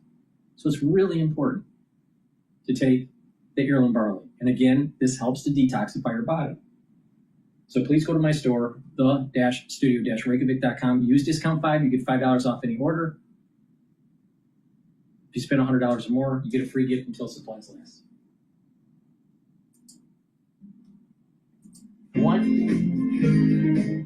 I want to play this 5-minute clip by Fareed Zakaria. Traveling to Ukraine this year has felt different, more tense even than the months after the 2022 full-scale invasion. The new sense of anxiety was palpable before I entered the country.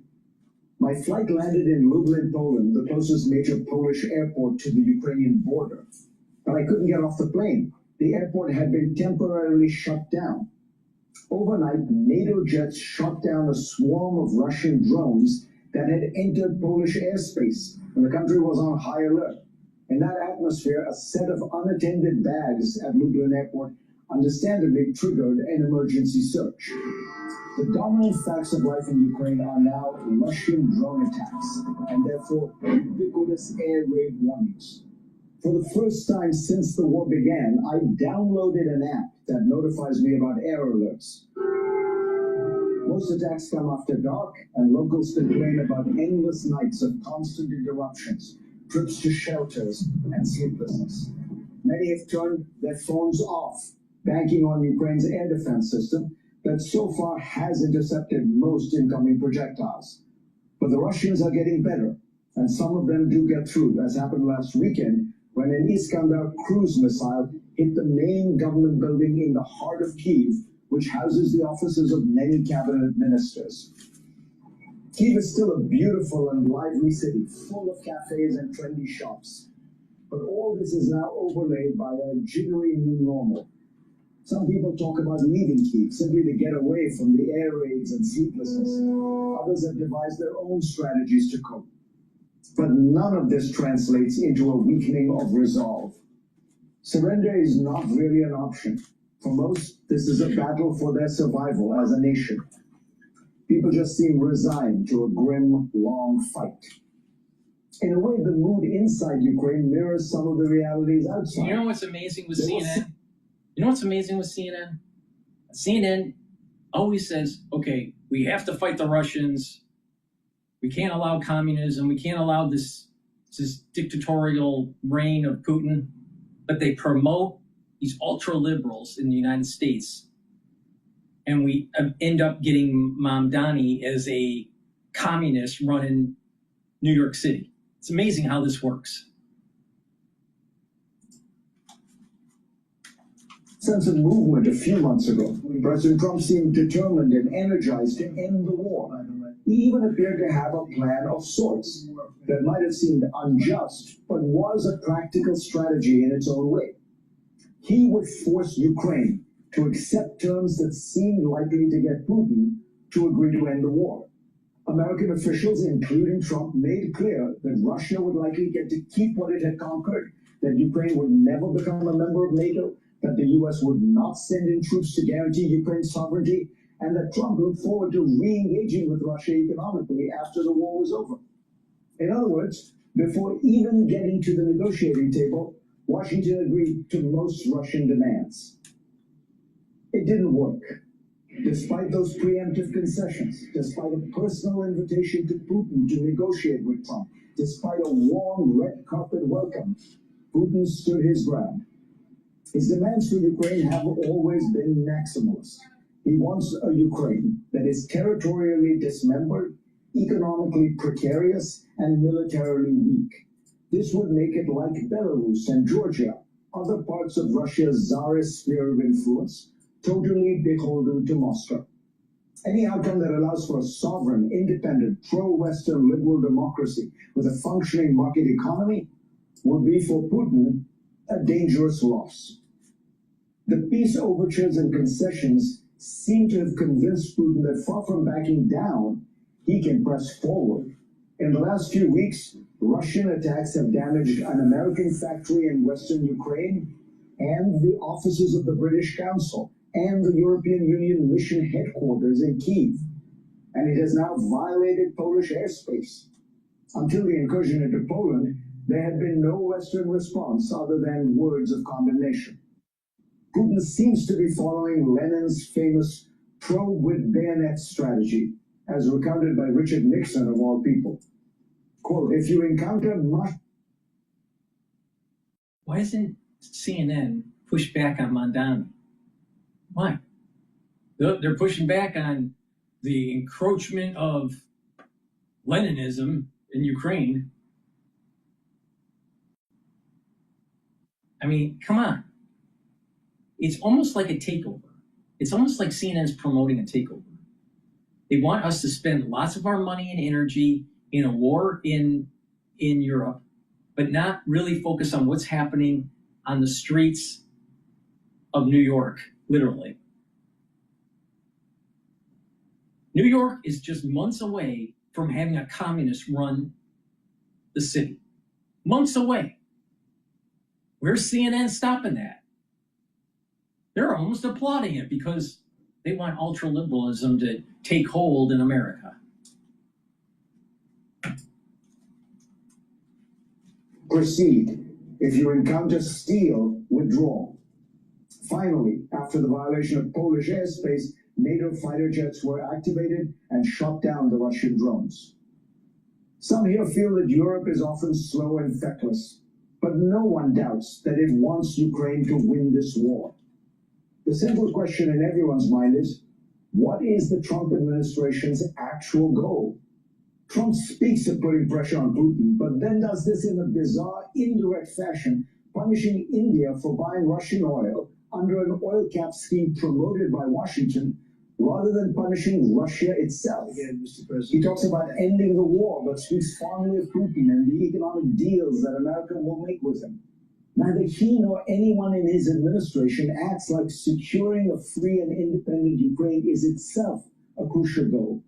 The administration has never outlined a plan to help Ukraine fight with greater military might, the only real pressure that Russia will feel immediately. And as long as what Putin hears from Washington is mush, he will keep pressing his bayonet forward. Go to CNN.com/free. So this is not a new issue. Okay? But what the Securities and Exchange Act of 1934 says is that companies have to report quarterly, but it doesn't say what's in the quarterly report. And so there could be a scenario where the SEC, and look, I think it's feasible. I think by 2027, a lot of public companies, if not all of them, will be moving to a semi-annual basis. Because the SEC, and this is the note that we put out this morning to our clients, is we essentially said for the first half of next year, look for the SEC to put out what's known as an advanced notice of proposed rulemaking, potentially going to this idea of 6 months. Scaling down what companies have to report on a quarterly basis, increasing what you have to do on a semi-annual basis. Now, if you follow timelines, finalization is 2027. So again, this is not new. At the end of the day, the SEC is not in the position of telling the White House no. So if this is something that President Trump wants to do, and I think Chairman Atkins, who isn't really, Paul Atkins, the chairman of the SEC, hasn't really talked about this, but he loves capital formation, and I think this is something that he can get behind. Fascinating. But Congress needs to have a say on this, right? Well, Congress wants to change the quarterly reporting mandate. They would have to get involved. But the SEC can say, look, just put in a one-pager every quarter that says, you good? Yeah, you're good. Now I'm simplifying here. But you know, you can scale down what the quarterly report says and increase what the semi-annual report is. And so the SEC does have a lot of flexibility here. And again, this is something that was floated back in 2018. But I will say is that the majority of the comments that came back in 2018 were against this move. Because a lot of investors in the buy-side community out there said, look, we want this transparency. NASDAQ ran a survey at the time, 138 companies. 75% of them, though, from the company perspective, like the idea. Sure. So, you know, this is something that I definitely could see happen. And I would just say is that the SEC has plenty of time before the next administration, whether it's Republican or Democrat, to get this done. This is like telling a congressman you only have to run every 3 years, right? You actually, the idea that you're constantly trying to prove your own worth as a company. As the president says here, China has a 50 to 100 year view on management of a company, whereas we run ours on a quarterly basis. Not good. But we want more information, not less, in our public markets, don't we? It depends on who you are. Like if you're an investor, or if you're looking to invest, if you're an investor or a market participant, you want as much information as you can get. Sure. I mean, it's one of the reasons why clients call us almost every day saying we want information. But from the company perspective, obviously, you know, you don't get caught up in this idea of guidance and so on. Want to say anything you don't have to say. And that's exactly what happened back in 2018. And it's really important to note here is that back in 2018, a lot of the companies came out and said, look, we don't want to get rid of quarterly reports. We want to get rid of guidance. And there was a big letter signed by General Electric, Berkshire Hathaway, all these companies saying, let's get rid of guidance. So there's two issues here. But what President Trump is talking about is specifically those quarterly reports. So that if these public companies didn't have to do it, maybe they take a long-term view. And I should have known is that all my colleagues who sit in London right now, they're dealing with semi-annual reports. So it's something that the markets have already seen before. What kind of questions or calls are you getting today? Is there outrage among investors? Nathan, is this really going to happen? What are they asking? They just really want to know what's going to happen here because, you know, it's very rare that you and I will have a conversation based off of a Truth Social Trump post. And then I'll say there's actually something there. And so, you know, there is some there because, you know, President Trump, look, he can just pick up the phone and order the SEC to do it. And yes, I know they're an independent agency, but like I said, the SEC generally doesn't tell the White House no. Right. But he did it through a Truth Social post. And so the SEC, if they're not going to do it right now, and look, I don't think they're working on it right now, but they're going to start working on it. And I think that there is something that's going to come out with this, but we'll have to see what the comments come out back and say in a year or so. I'll ask you about the shutdown stuff here in a couple of moments, because this is getting to be an interesting time that we're in. 15 days to go. You've been running odds 40% shutdown. The closer we get, though, and the lack of dialogue between leaders has a lot of people wondering if maybe we're getting to be in a situation where it's unavoidable. Could we sleepwalk into a shutdown? Could we have a couple of days? Where's your head right now? Well, anything can happen, but I'm still at 40%. Because, you are. Yeah, exactly. Because I was at 40% a couple weeks ago. I'm at 40% now because the increasing political rhetoric is anticipated. Look, they're not coming to get a deal on today's date. They're not going to get a deal by next week's date. A deal most likely will come on September 29th or right after September 30th. And so this is just all part of the playbook. Is it a clean CR? I think it is, because at the end of the day, the party that offers a clean CR is the one that has the high ground. And so if you come back, if the Republicans offer a clean-ish, I'll call it clean-ish CR, the Democrats, I don't think have the ability to come back and say no, especially when they're talking about an extension to mid-November. And, even though there is some thought on the Republican side that you may not have the votes, I think ultimately they would be able to get the votes here, because the Democrats don't really have an endgame strategy with this. And at the end of the day, and this is what I tell my clients, and this is probably the most, from the client perspective, the biggest question of ambiguity here is what happens if we get into a shutdown and the director of the OMB, Russ Vought, opens up his playbook? Is it, just going back to what President Trump said on the news this past weekend? He was telling Republicans they don't need Democrats to move forward here. Right. Now, I don't exactly know what he means by that, because you need 60 votes to advance this. But if President Trump and the OMB have a plan to say, you know what, 95% of the government is essential, and we'll just keep them open and ignore the Democrats, or 95% of the government is not essential and send them all home and see what we can do in 6 months, I don't exactly envision how the Democrats are going to be able to strategize. You and I are talking about this. Democrats are certainly talking about this on Capitol Hill, right? They know Stephen, I was going to say Stephen Meyer, Russ Vought is waiting for this to potentially happen. But I'm curious, in our remaining minute and a half, Nathan, are you getting calls about Lisa Cook? Or is everybody in a mode where they know that this week the outcome will be the same no matter what happens with these two? Well, the calls on Stephen Meyer was whether or not he'd be in place for the vote tomorrow. And the answer is no, he's going to be. What I would just say is that, if you think of that one thing that the market is most fearful of, it's the February reappointment of the FOMC voters, those regional bank presidents that are at the FOMC.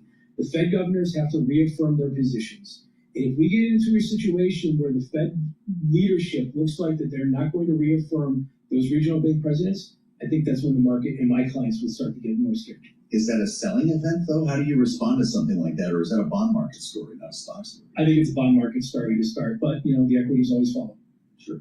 Fascinating, as always. Nathan, thank you. No Fleece Fest this week. It got warm, right, in Washington this week. We're back to the jacket. Thank you. Nathan Dean, Bloomberg Intelligence. Look for the podcast if you're already subscribed to this one. And, well, if you're not, why not? You'll get Nathan's on Monday morning. The call has resumed. We've got a breaker here on the terminal LIRR union asking President Trump for emergency board in labor talks. This is something that the engineers strike potentially could be in place next week. We'll have more on this. New York's Long Island Railroad facing a potential strike and now asking President Trump for assistance. We'll have more on this ahead. In fact, we'll assemble our panel coming up next here on Balance. Please go to my store, the-studio-reykjavik.com, and get the Boomer Boost. Boomer Boost will focus on your heart, your vascular system, brain function, musculature, energy, metabolism, all right? And long-term, it will slow down the aging process. It has a very comprehensive compound profile. Read the label on my website, the-studio-reykjavik.com. Take it every day, and it'll help to also control your A1C levels. Mix it with soft foods, filtered water, a smoothie, or even with milk, but take it every day. It's a great way to slow down the aging process and get healthy. Also, a great stack to help with your bone density and your cardiovascular system is to take vitamin D3 and K2, MK7 molecule. When you do resistance training and you take in calcium, You're going to be able to build denser bone. Also, vitamin D3 and K2 will help to pull out some of that calcium depositing around plaque formation and reduce calcium depositing around plaque formation. So it's going to help your cardiovascular system. In the fall and the winter, taking vitamin D3 is super important. Why? Well, it is a gene expression cofactor. So your cells will express the genes it needs to, and vitamin D3 will get cells to go into apoptosis, especially if they are infected. So it's really important to take and get vitamin D3. Take it every day, but especially in the fall and the winter. And lastly, C60. C60 you can get in extra virgin olive oil, avocado oil, or MCT coconut oil. C60 is a very potent antioxidant. It's 1,000 times stronger than vitamin C. It's going to soak up free radicals, improve the health of the mitochondria. Your energy levels are going to go up, and the cells and the tissues will perform better. You're going to notice that your immune system is better, your endocrine system is better. By soaking up free radicals at the vascular level, you're reducing plaque formation. By soaking up free radicals at the neuron level, the health of the neuron improves. So please go to my store, the-studio-reykjavik.com. Take a teaspoon a day, every day, preferably on an empty stomach. You can get it in a 2 ounce, a 4 ounce, or an 8 ounce configuration. It is cheaper to purchase it at a higher ounce configuration. And take it every day. I've been taking it every day since 2016. This slows down the aging process because it's soaking up the free radicals. So please go to my store, the-studio-reykjavik.com, and get the C60. That's the end of my broadcast. Thank you for listening, and have a nice day.